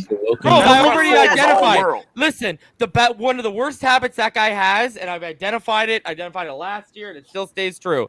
When the pressure comes, he starts dipping his body forward when he throws. And what that affects is your accuracy high-low. That's why you see when he gets inaccurate, things start going over people's heads. And I just got to sit there and say, bro, you were basically in your fucking underwear. Okay, you're inside the 10-yard line with no pressure, and you were having problems hitting guys in the back of the end zone, bro, on your pro day, buddy. I'm sitting there like, holy shit! What if they pressure him? Yeah. Look at the 2018 game. You're gonna throw it to the third row through the field goal post, bro. Hey, Next year's quarterback class is better. Hey, Reason, the only difference between Zach Wilson and Jordan Love is Jordan Love his last year in college lost everything. Lost everything and new coaching staff. Yeah, all new coaching on an 11-man roster. He had on 11-man offense. He had 9 new players, including the offensive line was all new. And the best player he ever had before that was, I don't know if you guys, some of you might know who he is, Chris Thompson, the running back in Kansas City. That was the best player he ever played with. Okay, that's the only difference between them. Yeah. Jordan Love, I'm telling you right now, Jordan Love, he's going to be a me all you want, but he might end up being the best one in this draft because he's sitting behind learning from a guy who just won an MVP, bro. Yep. It's literally Brett Favre and Aaron Rodgers all over again. Yeah, bro. It's crazy, bro. That guy's so good, man. And people like, yo, he literally got, I told this, like, yo, if you watch him, he literally got to a point where no one was open. And he would say, okay, I just got to throw it to whoever's got like a shoelace on his defender, bro. Yeah. And who knows all that stuff about Jordan Love not impressing in training camp was probably all smoke just to keep all the tension. Well, now you only heard that for the first 2 or 3 days, and then all of a sudden it went away. But my whole issue too with the Jordan Love pushback that I got with him, bro, is you go watch his LSU game. If you go look at his stat line, you'd be like, oh, he played like shit. If you go watch the game, bro, he had a throw a beautiful throw right up the seam to the tight end. Gone, drops it. Buddy, the guy suffered like 11 drops in that game, and like 3 of them were touchdowns. And we know what that's like. One of his interceptions came in a last-minute Hail Mary. So, like, yo, people are just hating on him, bro. We know what that's like here in Miami last year. What did I say, Todd? Remember what I said with my pushback? And Ian will remember this. When everyone tried to push back me on Jordan Love, what did I say, Yem? Go look at Dan Marino's final year at Pittsburgh. Y'all wouldn't have touched him if you go look at his final year at Pittsburgh, okay? It was rough. Big fact. No, thank you. And the reasons behind that struggle in his senior year was based off of rumors about him, partying too much and stuff like that. So, whatever. And Miami around that time was like, ooh, cocaine cowboy. So let me tell you, it was a different time and different pick back then. Yeah, I agree, man. All right, yo, we're about to hit 3 hours. Let's go through final thoughts. Rhino, buddy, you're up. I cannot wait for the next week. I'm sure tomorrow or Sunday or Monday is just going to get really wacky here, and I really feel Reason brought it up a week and a half ago that they were trying to create cap room to be ready for free agent to make a big splash. This happened all before Kyle Van Noy, and I think that's why they're getting ready, and I hope we're ready, and I think we're gonna sign some players here over the next week and a half. And fins up. All right, brother. Damian, it's up to you, brother. Next 10 days, it's going to be real interesting. Looking forward to it. I'm trusting our GM, front office, and coaching staff that they're going to make the right decision. And I know it's exciting time for all of us guys. Just got to be patient, trust the process, and whatever happens, Dolphins all the way. Fins up. All day, baby. Martin, you're up, brother. Yes, sir. Like Damian said, I hope the process is trusted because going off of what we've been rebuilding these last 3 years would suck if we went ahead and traded for Deshaun. And I love Deshaun. Great game, great player. Top 7 quarterback in my opinion. But I just believe in Tua, man. I just think he's gonna really respond after all this stuff going on around. The fire in his belly is heating up, and I just can't wait to see what happens. But let's see. Fins up. I just got to warn you, Martin. Prepare for EM to ask you to name the 6 quarterbacks that are better than Deshaun when you name them. All right. Let me get him ready.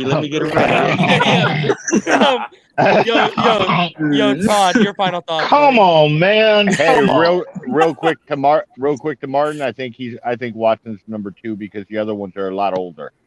But on my note, isn't it kind of sad that we brought in 2 veterans, Kyle Van Noy and Fitzpatrick, for the offense to help, and both of them, when they go to lose their spots, act like babies and throw on guilt.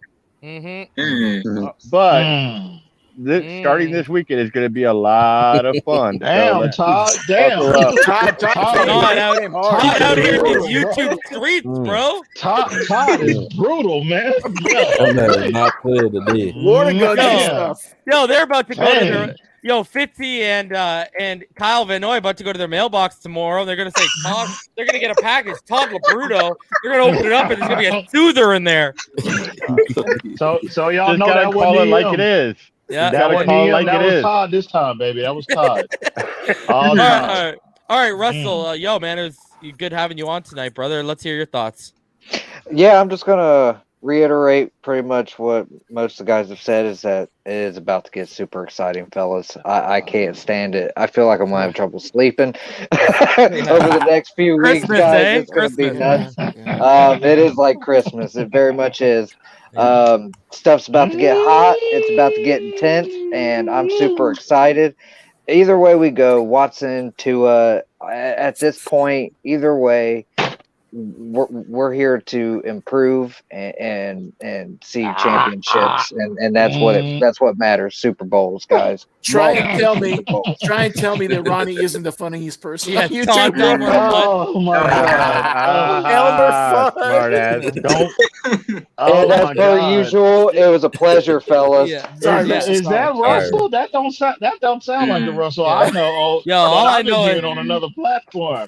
No, because it's not in my control, EM. I'm not the GM. Hey, reason I ain't gonna lie, you got these fools shook in these streets. Hey, I'm still 50-50. I already told you. Shook, bro. All I know is reason straight gangsta up in here, bro. Todd's out here being be very, very quiet. EM, I ain't changing. EM, I ain't changing my stance, man. I just want to see Super Bowls. I'm about the logo, and I can't control anything. If I'm the GM, I'm trading for Watson. That's just what it is. I hear you, man. Okay. All right, Z-Man, let's What? He roller skating tonight for sure. Keep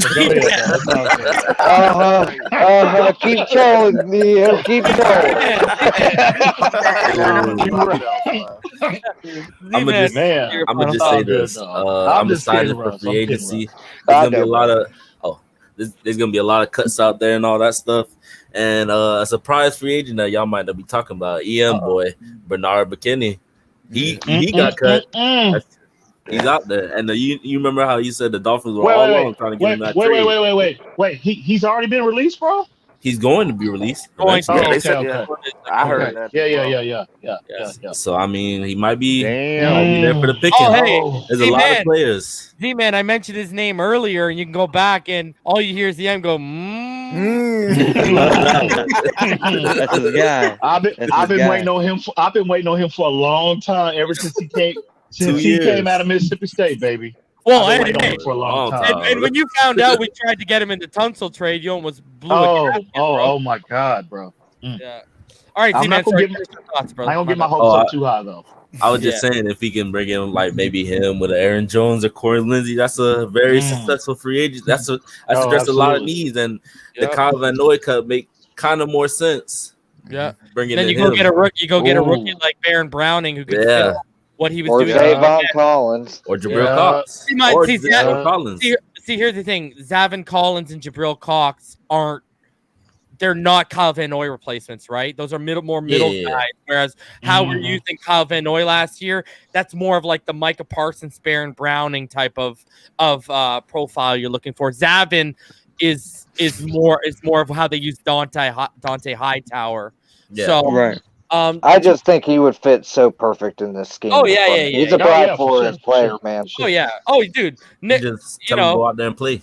Nick Bolton's my man crush at the position, but I've been saying all along Zavin should be the pick because he's more of a fit.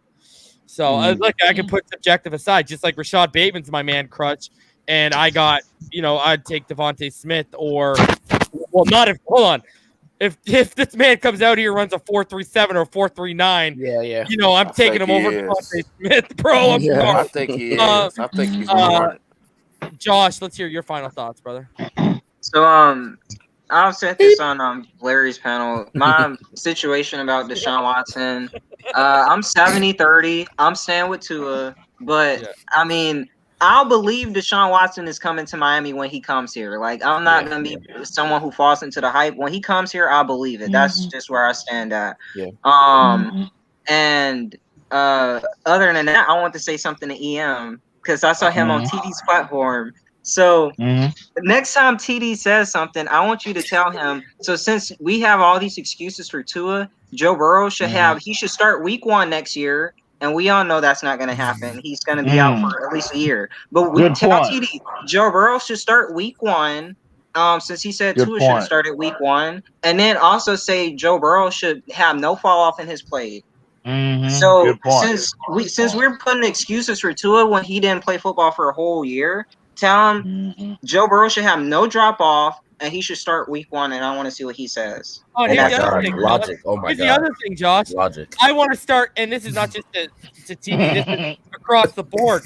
I want to start hearing quarterback trade rumors to Cincy because last I checked, this guy, a lot of his game is on his sneaky athleticism, his improvisation, and he tore every letter in the alphabet. Exactly. That's what I want to. That's what I want. And I better start. And I better start hearing injury prone attached to his name too. Okay? Oh yeah. Exactly. How come? You want to know what my biggest issue with Tua is, Reason? What? He pissed me off not making the playoffs, brother. That's really what it is. He pissed me off. 56 points scored against. That game pissed me off. That whole game pissed me off. Yo, you know what Russell. The last 2 games. That's all. Hold on. Russell, buddy. The playoffs were dead when Matt Barkley came out and started chewing up our defense, bro. That wasn't, bro. Yeah. And I mean, like, let's call it spade off. Matt fucking Barkley, you're down there looking like Tom Brady against us, bro.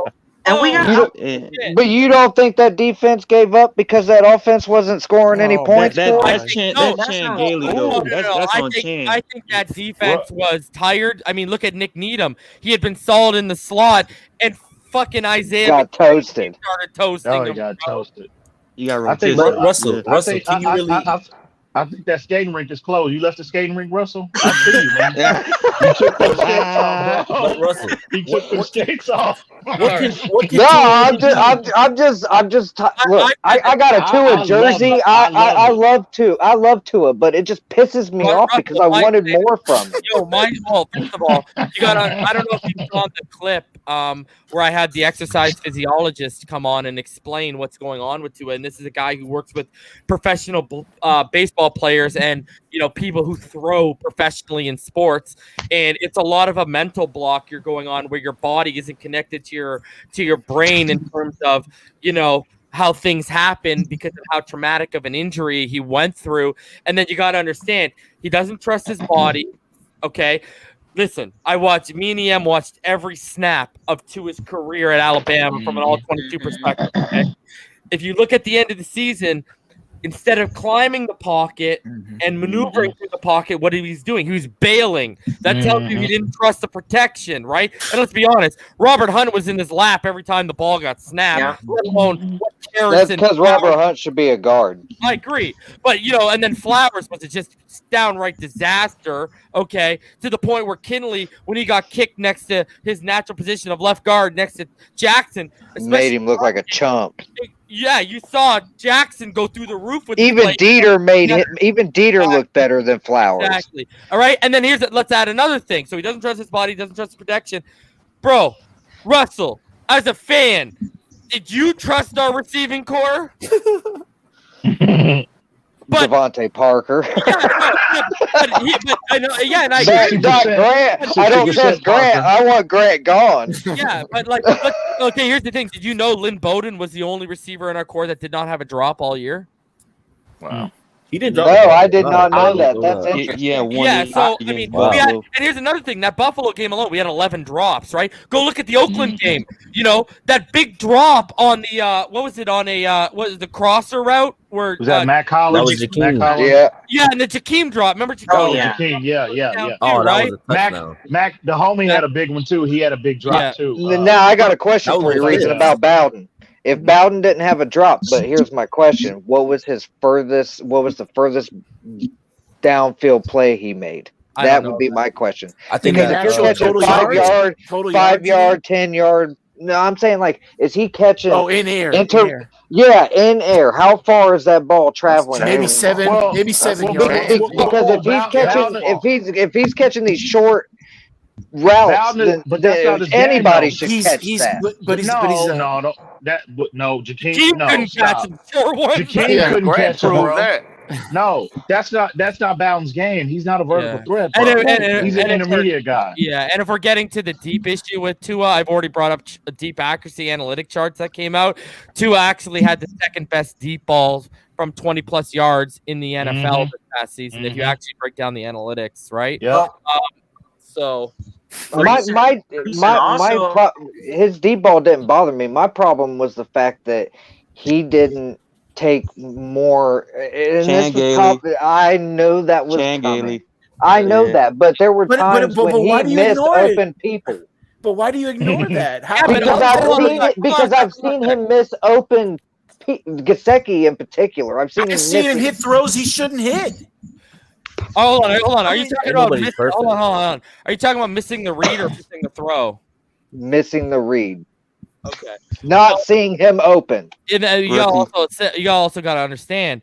He's a rookie. Well, no, not only that. Quarterbacks do. If you go look at it, first of all, we ranked in the bottom 3 in terms of yards per separation per route. His average time to throw was a little over 2.5 seconds, was super low. Josh Allen had over 3 seconds, right? So here's the thing. You know what he was running into too? You go right back to the protection. You got to understand when you're a rookie, right? And your protection is consistently we had over 187 pressures allowed, right? And let's not sit here and talk about all the sacks that man avoided. No one wants to give credit. Exactly. That's true. But anyway, your problem you run into is literally if it comes in your brain, and this is where bad habits start. Oh shit, I got to get the ball out because I don't know how long I got. And if you go to my all-22, me and Ball game did point out every game, every misread he made. So I didn't give him a pass for misreads, right? That's just a matter of he starts trusting his protection more. It's that learning. It's that learning curve. It's that learning curve. It's like, I just don't understand why people just they and I told TD this to his face the other day. They just and I pointed out Reason that show we had when the show we dedicated specifically to what realistically What Tua? Ronnie, Did you see that? Yes, put that Please go back. I'm dead, bro. I'm dead. So Ronnie, hold on. EM, because I want him to finish his thought. Ronnie says 6'9" had better protection than Tua. Anyways, continue. Sorry, EM. Go ahead. Yeah, man. These unrealistic expectations on Tua, and I told TD this, and I brought that up about that show that we had because we talked about this privately. You know what people are going to say? They're going to expect this kid to come in and throw 40 touchdowns his first year, right? So we had a show dedicated to that. What his statistics could be, and I also pointed out that TD was the one that said that he had a show similar, but his projection was that he was supposed to do what 39 touchdowns, I think. 40 touchdowns. I never expected that. I was thinking 20 to 25. Okay, hold on. Before EM finishes, if you go back to our show, okay, I said I expect 18 to 22 touchdowns. Okay, I expect 8 to 10 interceptions, and I expect 2,800 to 3,200 yards. If you take his numbers and extrapolate it over a 16-game season, my expectations were bang on. My expectations were between 20 and 25 TDs, 5 to 7 interceptions, and roughly the same yardage that Reason came up with. Well, that's what happened. That's what would have happened. You got me. Yeah. Right? What's the problem then? I was really I know, right? What's the problem? What's the problem? I know, Rhino. Hold on. This is what should give you hope. If you extrapolate, hit those expectations, but he did that with a rehab body, not a football body. He did that. He didn't trust his body, and you know how you could also know he didn't trust his body. He was missing, and I meant throws, missing guys like Gesicki. He missed him on that out route. He threw it short. Tua never does that. So he didn't trust his protection. He didn't trust his receivers. He didn't trust his body, and he had a rehab body. And what I mean by rehab body is, again, me and EM have watched every snap of this guy. If you go back to Bama, he looked small this year. Exactly. Yeah, he played like 10 pounds less than what he did at Bama. Yeah. I know that. Played at 210, and that Bama he played about 270. And more than anything, he didn't have that muscle. He didn't have that.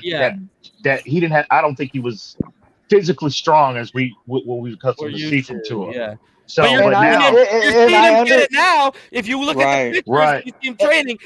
He looks like he's getting back to about 220 right now, bro. He's getting it in. But this is my issue with that Reason. If he was truly feeling that way, and I get it, I get doing it from an experience standpoint. I really do. But if he truly wasn't ready body-wise, they should have never played the kid. But that's on flow. I disagree. That's on flow, though, bro. That ain't on. I don't agree with that. I get from an experience standpoint. He needed to be on that field for experience. Russell, here's the thing you got to say. First of all, that's on flow. Second of all, if the coach comes to you and says, we're putting you in, what are you going to say? No, I'm not ready? Right. He's a competitor, bro. Here's the thing, Russell. So, Russell, he was in shape well enough to play, but he wasn't himself. That's the point. Right. And here's the thing. He hasn't played football in over a year. That's the thing you have to understand. He was out after November. You going from the college landscape of competition straight to the NFL is a huge leap for you to not have any action in between that to prepare you up to that. That's one of the biggest issues that happen, you know. And Josh, in the offseason leading up to the draft and after the draft, last I checked, Burrow was working with the Palmers, and Herbert was out there working with other pros too. That's what I'm saying. They stayed in shape. They stayed football ready. Well, Tua was just rehabbing to be able to hit the field again. And then his first game was versus the Rams. Like his first game is versus one of the best defenses in the league. One of his first games. Number one. I hope you guys are right. I hope he succeeds. I hope he proves me wrong. I hope he proves me wrong. I want him to. I hope he goes and throws 40 touchdowns and wins 3 Super Bowls. Rhino. He's talking about predicting what Tua's going to do. Tua hits his mark. I mean, what else do you think you want the kid to do? I don't flipping get it, bro. The thing is, we didn't miss the playoffs because of Tua. You know what it I is, hope Rhino? you don't talk about your wife the way you talk about Tua, who you love. That's all I gotta say. You know what it is, though, Rhino? You know what it is, though, Rhino? All people remember is those last 2 games. They remember that 56 points, and they remember him getting benched in the Raiders game. The Raiders game. That's all people remember. That's all people talk about. Y'all know all season long, even when Fitz was in, was I or was I not warning y'all about how archaic Haley was and how bad he was situationally? Buddy, if y'all go back and watch the live reaction, I started flipping my lid when he comes out and all of a sudden, let's expose Raekwon with Gesicki. Why aren't you doing that with the Rook? You know why? Because I'll go back to it. Okay, there's a reason why Gailey found out through the media and not from the staff that his boy Fitzy was hitting the pine, all right? Because he was too emotionally invested, all right? You got Robbie Brown, who was brought in from the New York Jets because he was there with Gailey and Fitz. I'm telling y'all, believe me or not, I'm pretty sure my theory, there was a power play pull going on behind the scenes between Flores and Gailey, all right? And I'm telling you, when he had a chance to bring in Fitz, that's why you saw wider splits. You saw all of a sudden we started calling a totally different game, and it was all because Gailey was saying, look what I can do with my guy, all right? You got a guy, we beat the Arizona Cardinals with that up-tempo, no huddle. People start asking Gailey, right, what did you think about him after the game? I didn't know he could run that. Then before the KC game, he's telling reporters. Yeah, and then before the KC game, what's he telling reporters? I don't believe in that up-tempo. No, he literally said, I don't believe in that up-tempo nonsense. What did Chan Gailey do in the Buffalo game? What did he do in the Buffalo game? He's running bubble screens. How many screens did we run in the Buffalo game? Like, we're calling an offense that's highly condensed to where the defense doesn't have to worry about any deep developing routes. So they can just congest the middle of the field. And then to the right. There's a screen to the right. And I know most of y'all have seen it.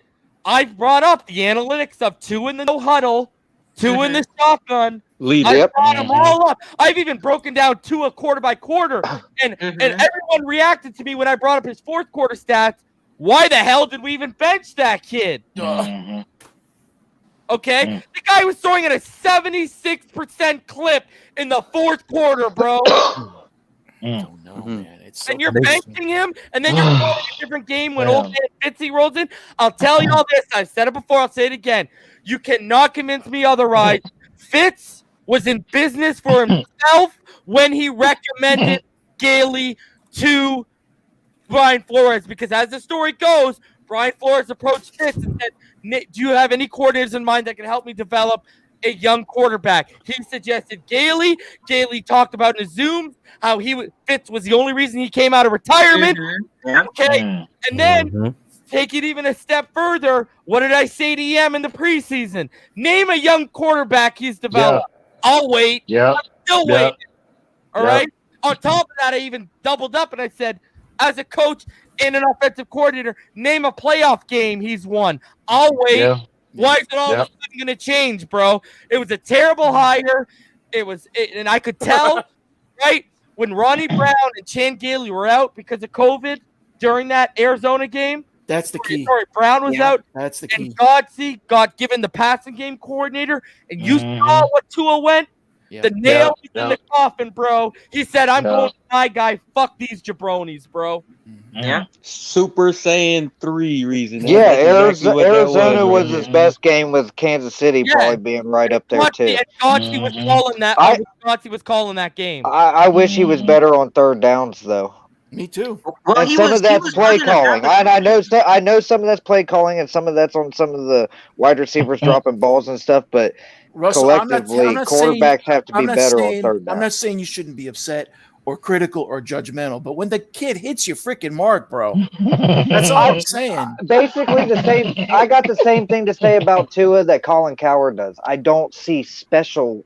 I didn't this season. Dude, I have a great optometrist you can go to. He'll give you some good I got 20/20. I mean, I know a lot of it has to do with the fact that he rehabbed and he looked small and it just didn't. Nothing really looked very fluid, especially in the beginning. You must have hated his Alabama games too. But name an Alabama quarterback that's done anything in the NFL. Most of these great quarterbacks come from You can say that about Oregon, LSU, all the. Come on, let's stop that. Yeah, that's a bad argument, bro. That is a bad argument because there's a lot of teams like that. We can sit here and name quarterbacks that have done something when no one else before them had done something. Dan Marino's one of the best ever. Name me a quarterback that's come from Pittsburgh after him. Exactly. Name the Peterman. Exactly. You said Peterman? I'm just saying, based on trends, a lot of these good quarterbacks have come from smaller schools. Look at Patrick Mahomes, smaller school. Well, he's a perfect. Lamar Jackson. Big school. Name me the best Clemson quarterback before Watson and Lawrence are coming out. Before Watson? Yeah. Don't say truthfully, Kyle Parker. I'm not a Clemson fan, so I couldn't tell you. The last one here you go. All right. How many great quarterbacks like Mahomes came from Texas Tech?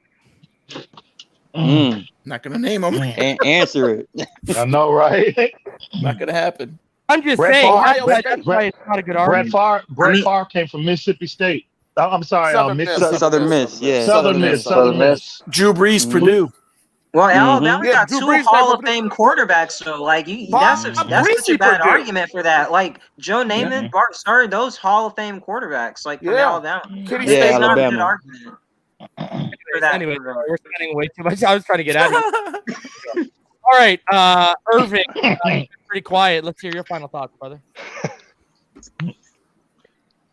Going once, Irving. Going twice. Sold to EM Dolphin fan. EM, let's hear your final thoughts, brother. Oh man, I'll tell you, man. But yeah, man, it was a good stream. It's always good to sit up here with y'all, man, and talk about our team. Shout out to everybody in the comments for showing the homie reason support every single night. But at the end of the day, man, it's gonna be I can't wait till next week. The suspense is killing me. Whatever direction the Dolphins decide to go in, I'm all for it. I'm just gonna sit back and enjoy this ride. And us as fans, it's good to get up here and go at it and kind of troll each other and whatnot. But at the end of the day, I think we all want the best for our team. You know what I mean? And we should just, man, embrace free agency, because, man, it looks like it's going to be as exciting or even more than last year, which I didn't think was possible. So, it's crazy. Yeah, at the end of the day, man, it's going to be another eventful offseason. So it's all day, every day, baby. You know what it is. I'm just curious, man. I'm just curious. We done with these final thoughts now. Like, what realistically did you expect from a kid has coming off a damn near catastrophic career-ending hip injury with no offseason? What did you expect? They were expecting Herbert. With that defense and the way they were playing, I wanted a playoff game. No. Fuck the defense. I'm talking about from Tua, the player. What did you expect? I wanted him to elevate the offense, even if it was shit, and send us to the playoffs. How? He's not Jesus Christ. He is not the Messiah. But he's not Jesus. Tell me one quarterback. Hold on, buddy. Let me finish. Give me one quarterback right now that on every given Sunday with shit around him, he elevates that team to wins. Don't say Watson. Please don't say Watson. Give me one. Give me Tom one. Brady. Tom Brady. Tom Brady has a running game every goddamn year he was in New England. Every year, top 10 run offense every year in New England. You put Tom Brady or Deshaun Watson on this team last year, we win that Buffalo game. Are you serious? He's Only gonna one, score 57 points? hold up, man. Only one motherfucker showed up for that game, bro. Baby, Yeah, One AVG. dude. AVG. Andrew How the Van fuck you gonna Ginkel. win? How you gonna win that game with one dude? Because that defense would have been feeling completely differently if the man. look, okay. This ain't even real Let to me explain. Hold Let on, me this ain't explain. even Let real me to me. explain. I'm just sick of you dudes, man. Always motherfucking wanting to hang this dude out to dry with these unrealistic ass expectations. Can I Be explain? fair, dude. Can I? Be a Let me fan. explain. Be a Let me fan. explain. Support this kid. Let Get me behind this shit. explain. Ball Get off game. the Let me train, man. I'm sick explain. of this shit, bro. Let me explain. If we had a Deshaun Watson or a Tom Brady on our team, just let me finish. Let me get to the point. The point is the defense wouldn't have been so tired from being on the field so much because they would have been able to convert third downs, which Tua was not ready to do yet. Tell me something. So that defense wouldn't be as tired at the end of the season. You're not. Hold on 1 second. I just gotta add something, and then you can go off me. Okay. Now, Tom Brady's last year in New England. Okay, he had a better running game than we did. He had just as bad of a receiving core as we did. His offensive line, other than in the middle of the center and left guard position, wasn't that great.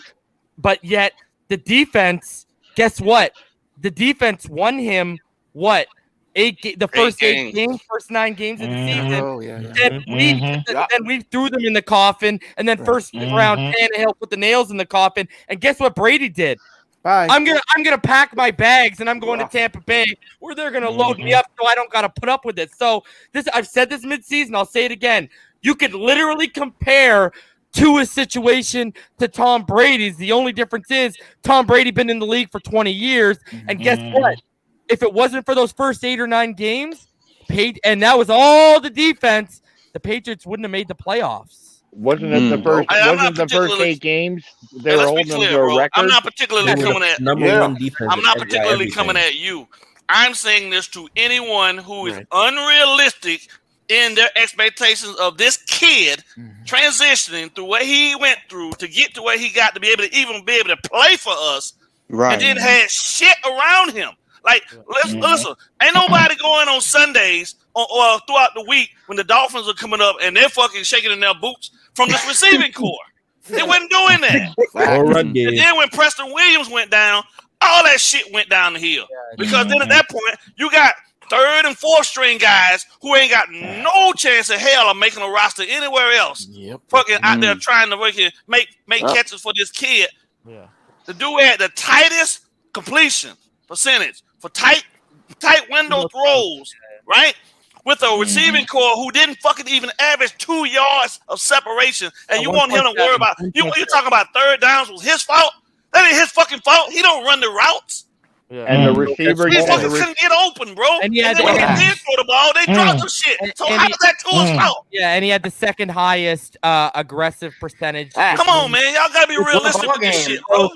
Well, all I know is I'm not giving this kid 7 years like we did Tannehill. Who asked for 7? Nobody's saying that. I want multiple Super Bowls, and the faster way to do that, to escalate that timeline is to go after Watson.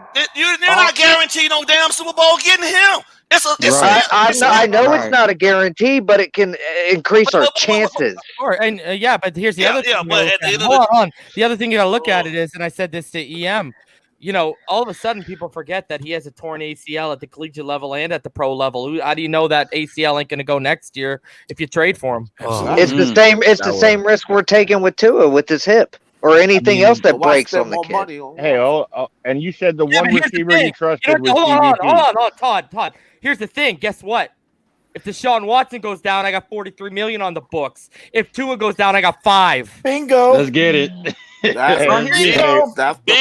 Here's another thing. So here's another thing. Tua, we missing the playoffs is not completely on Tua because did he play that first New England game we lost? Did he play the second Buffalo game we lost? Those are games that we won. Then we would have been in a better position. So you can't just put everything on him because Buffalo was the hottest team, one of the hottest teams in the league when we played them. That was just great. Absolutely. So I mean, we can't just blame it all on Tua because Fitz was 3-3 when he was taken out. That's just So so he lost it's so 3 games. unfair, man. It's All I know is we all want the same thing, and that's for our team to win championships, right, guys? But be realistic, though. That's all I'm saying. Like, And from a statistical standpoint, I was realistic. I told Reason just a bit ago, in the 9 games, which he should have played 10, but he missed one. In 10 games, I quoted him at being around 20 to 25 touchdowns, 5 to 7 interceptions. That's what I was in 10 looking games? for. You expected that from 10 games? 25 touchdowns in 10 games. Freaking Hall of Fame? Ain't shit about that realistic. There ain't. Listen, I'm sorry, bro. I'm sorry, and I don't mean to come at you. I don't mean to come at you sideways. There ain't shit about that realistic. Especially my God. Especially Why is 20 touchdowns in 10 games not realistic? That's 2 touchdowns a game. Why is that not realistic? And Russell, the one if you throw 2 touchdowns, if you think about it, that's 2 touchdowns per game. Why is that unrealistic? Because of what he was working with, dude. Are you serious? Well, here's the other thing too.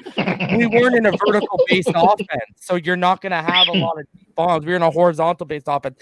Like, here you go. I think you misinterpreted what I said earlier. I said 18 to 22 touchdowns, 2,800 to 3,200 yards, 8 to 10 interceptions. That's over 16 games. And if you extrapolate his numbers over from 9 games over the 16, I was betting on. I thought you meant that on what he played. Hell no. And Russell, truthfully, I think you're trying to do this. I don't think 20 touchdowns in 10 games is out of the realm. I really don't. I'm sorry, guys. Then you have not really sat down and looked at what the hell was around him on this team. Right. That's what this kid was hyped up to be. Tank for Tua. Tua's the savior. Tua's this. Tua's that. He can do it all, man. Hold on. Let me go there. I got it, Reason. Hold on. I got it. Hold on. Facts are coming out. Last I checked. Hold on. Last I checked, no one hyped him more than EM. And I just gave you what my expectations were for 1 year. I'm not referring to you. I'm just talking draft, media, the team. I'm talking all the people that wanted us to draft him. Everybody before he was drafted, all the hype. They made him out to be God at the quarterback position. Tell me I'm wrong. Listen. No one expected him to play. No one expected him to play. Okay, bro. I didn't even want him to play. Do you guys?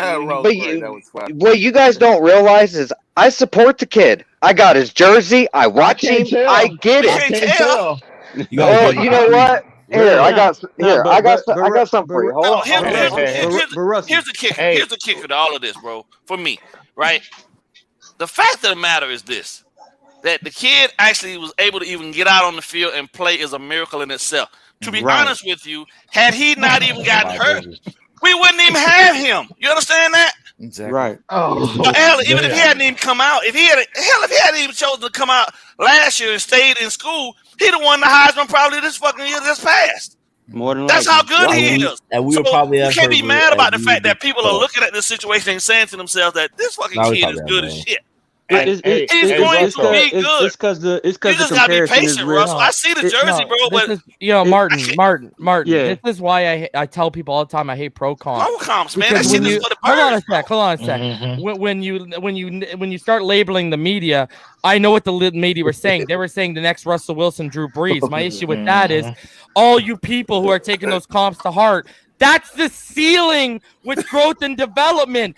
And everyone's out here expecting MVP candidate Russell or Super Bowl Drew Brees because they make the call. The first in his first year. None of these kids are coming out Andrew Luck, bro. Like, let's be real. It's because the comparison was takes work. I tell you. You listen to people long enough, boy, that casual fan comes out in them, I tell you. I am far from casual. I take that. That is disrespectful, EM. I am not a casual fan. 25 touchdowns in 10 games. Yeah, it's because of what Justin Herbert did. I've bled aqua and orange since I was 5 years old. Yeah, but hold on. Only casual fans come to those conclusions. Hold on a sec. First of all, First of all, okay, and this is not to you, this is to everyone. You can be a hardcore Dolphins fan. That doesn't mean you understand or a hardcore actual football fan. I've played football. I've coached football. I've played quarterback in junior high and high school. Quarterback, yes. Did you have a hip I can throw a football from my knee 65 yards. How's that, guys? Bro, I played quarterback in college. Where do you want to go with this right now, bro? I'm just saying, I know the game. I'm not an idiot. No one said you were an idiot. Second of all, and if the shoe fits for anyone, you can wear it. When you start getting into casual territory, and this is what I've said to people, it's when you to the media to formulate your own opinions, and you start using that as gospel, and you start using that in arguments to people that do the research. That's when you start going into that territory. So if that don't fit you, then don't get offended. But all I'm saying is the unrealistic expectations that the fans, the casual fans, put on this kid, they disappointed themselves. Tua didn't disappoint you. You disappointed yourself by jumping out of the goddamn window with all this unrealistic bullshit. That's why. I have a question. And I'm not. With Joe Burrow and Justin Herbert, you can get two touchdowns. You can get 2 touchdowns a game out of him, and if you say the Bengals have a better wide receiving core, that's crazy. The Bengals and the my Chargers point got a way is why better couldn't he receiving throw core. 2 touchdowns a game? What's so difficult about that? Yo, you know, hold on. Keenan Allen, Mike Williams, even Fitz could throw 2 touchdowns. Fitz was throwing about 30, 40 times a game. And he's been in the league for 15 years. Yo, hold on a sec. Hold on. Do you have you not looked at Joe Burrow's statistical line? Because it's identical to Tua, right? And he played 10 games. You know that, right? Identical. Yeah, it's literally got his knee demolished. Yeah, but he went to the wrong team. But that doesn't matter. His stats are literally identical to Tua, and he played the same amount of time. How is that when he's throwing 400 yards a game or 300 yards plus a game? And Go look him up. He didn't do that every game. Same thing with Herbert. He didn't do that every game. I know he didn't. The Bengals are terrible. Yeah, hold on a sec. First of all, how many points did Herbert put on the board against the Patriots? And last I checked, hold on. Last I checked, took away the passing game, took away the passing lanes, and Tua managed to score 2 touchdowns with his feet, and those ended up being the winning points. So last I checked, Tua found a way to beat New England. And I'm proud of the kid for doing it. I was very pleased to see it. Here, let's go. Let's go again. Up until the last game, the Bills game, take that out of the equation. All right, up until the last week of the season, how many times compared to Tua did Joe Burrow and Herbert throw the ball 40 or 50 times? Damn near every game. Oh, Damn near every game. So here you go. The Chargers went. Herbert was the Chargers' offense, man. So yeah, he threw all the time. Okay, hold on. You're doing it. You're doing the same thing. Oh my God! Did you know that Justin Herbert had 595 attempts and Tua only had 290? That's 305 attempts. You know what you can do in 305 attempts, bro? That's a whole season, man. That's a whole season. So how the fuck are we comparing them? Like, that's what I'm saying. And let's start at the fact. Let's start at the fact that not only do you have a better receiving core and a better running game, don't even try and argue me on that, but that's a vertical-based offense compared to a horizontal-based offense. Hey, and reason the one receiver he brought up was DVP. Name me a healthy game where DVP was healthy enough to beat his corner one-on-one that he played with Tua. Didn't happen. Damn what? So that's my point. If they weren't gonna, if they're not gonna set him up to succeed, then let him sit and learn and not get hurt. That, bro. You can't blame the kid for that, though. That's on flow and the guys who make the personnel decisions. Can I ask you questions? Do you honestly think Herbert would have had the same statistical season here in Miami? No, not even close. No, he wouldn't. Do you no, think he would have no, like the I same do level not. of success? He wouldn't have thrown 600 times, bro. Way That's more for sure. pissed about Herbert being exactly what he thought he was here instead of Tua, because at least we wanted Tua. I'll be the first. I'll be the first here to completely 110% admit to the fact that on TD's channel before the draft happened, I specifically stated I wanted Miami to trade for Joe Burrow, and I thought the main bust in this draft was Herbert, and I was wrong. Or at least at this point, I was wrong. But no. And I will also admit he would not have had the same season in Miami. I will agree with you. Here's the kicker. We don't know that shit because everybody is quick to jump out after one down season and want to label kids a I'm bust. saying as of now, solid he's proved me wrong. 3 solid seasons. It takes 3 solid at a minimum for you to actually even be able to put BUST together on a On that note, then let me rephrase. As of now, I'm wrong about Herbert being a bust. As you know of what? now, Well, I don't wrong. think he's gonna. I don't. You know, I was one of the hardest people He ain't on gonna fall off Herbert. the cliff. Hold on, I was one of the hardest people on Herbert. You go back to my evaluation of Herbert, one of the first videos we did, quarterback big board. You know, I specifically stated, you know, when his mechanics are lined up and consistent, he makes, and I quote, throws that are a sight to behold. But the problem is his mechanics are consistent enough. And if you go back 33%, literally 33% of his completions over his time at Oregon came on screen passes, right? And guess what the kicker is? Herbert was in a horizontal offense and we all didn't like him. But anyways, what I'm going at is don't put the cart before the horse, Russell, because what I'm saying is, you know, the one thing Tua has going over Herbert in year 2 is he doesn't have a whole coaching staff turnover, and Herbert's going to have to deal with that, and that could cause Herbert to be stagnant or not as impressive as year 1 because, look at this. That was going to go. Last I checked, Tua didn't have a Pep Hamilton, and Pep Hamilton, you know, that guy groomed Luck at Stanford. Then he came into Indianapolis. They made him the offensive coordinator, and they had a top 10 offense under him, and he kept it going with Luck. And he brought that over, all that knowledge, all that intelligence, all that experience, and he laid it out for Herbert. But old Peppy Boy's gone, and that's why if you go back and you can actually find the articles, Herbert actually went to the Chargers ownership when they got rid of Lynn and stuff and said keep Pep, and they didn't. So even he realized how vital Pep was to his success. So all I'm saying is, Tua, he's going to have his football body. Tua, he's going to have continuity with the coaching staff, familiarity with the playbook. I've already gone over how, if you go what Najee said about the Senior Bowl, they've clearly installed Alabama concepts and plays, which we didn't do last year. But Zach Taylor and Cincy, he did that for Joe Burrow. Because that's what you usually do for rookie quarterback. And now we got hold on. Now we got this going on, and you got Herbert going through he's got to learn a new playbook, he's got to get familiar with a new staff, and he's got to learn new terminology. Don't be surprised if Tua has a better year 2, bro. And I'll tell you what reason I won't disagree with that. And just because I'm hard on Tua, I'll tell you what, I would still draft him over Herbert today. I would still do that. Just because I'm hard on the kid doesn't mean I don't believe in him. You need to stop lying, Russell. You don't even believe that. Stop. Nobody is telling you not to be critical of him. We're just telling you to be realistic and don't be fucking critical in year 1 in a 9-game sample. Because I don't care how anybody take this, anybody out there in Dolphin land that don't like this statement, I don't give a shit at this point. This ain't even really who I am, but I'm just so sick of this crap. If you don't want to be considered and called a casual goddamn fan, don't say casual fan shit.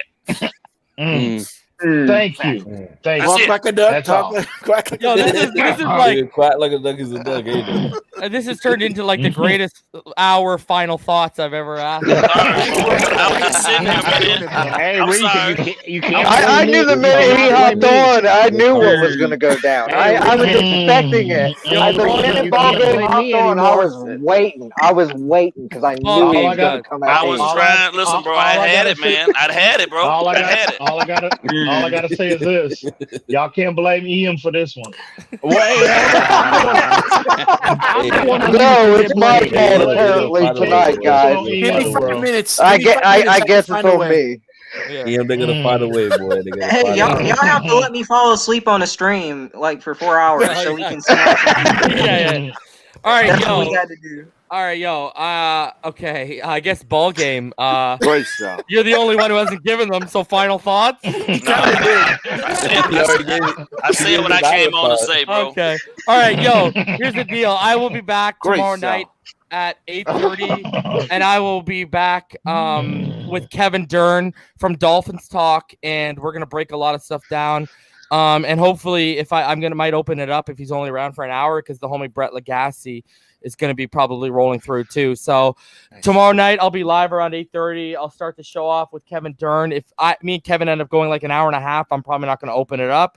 So because I gave 4 hours almost today. So that's what's on tap for tomorrow. Me and Kevin Dern, we're going to talk the draft. We're going to talk Kyle Van Noy, linebackers, a lot of different stuff. So I will see you guys tomorrow night back then. And as always, I got to shout out my Patreons because there's now like a full-blown list of you. Rhino Sith, Fake Spike 94, KL Day, Ramon Casillas, Seth, Slim Pickens, Big Time, Red Dino, Marino's Goat, the homie Conflict. Appreciate you, brother. Your boy Trev, Tranquilize, Jazz 803, Drew Boo, the Arkham Elf, Irving Figura, The Show, Jawar, Jeff Dick, My T Dolphin, Ben Glassford, Andre Villarreal, Cody. Keep it going here. Your boy Trev, Josh, Keith Davis. Appreciate each and every one. Zoe Vegas 75, J Love T, and of course the newest Todd Labruto. Appreciate you, homie. All right, guys. I will be back. Hopefully, I named everyone. I will be back tomorrow night at 8:30 with Kevin Dern. Until then, y'all already know what time it is. It's Fins Up all day. Y'all every be day. safe out there. Peace.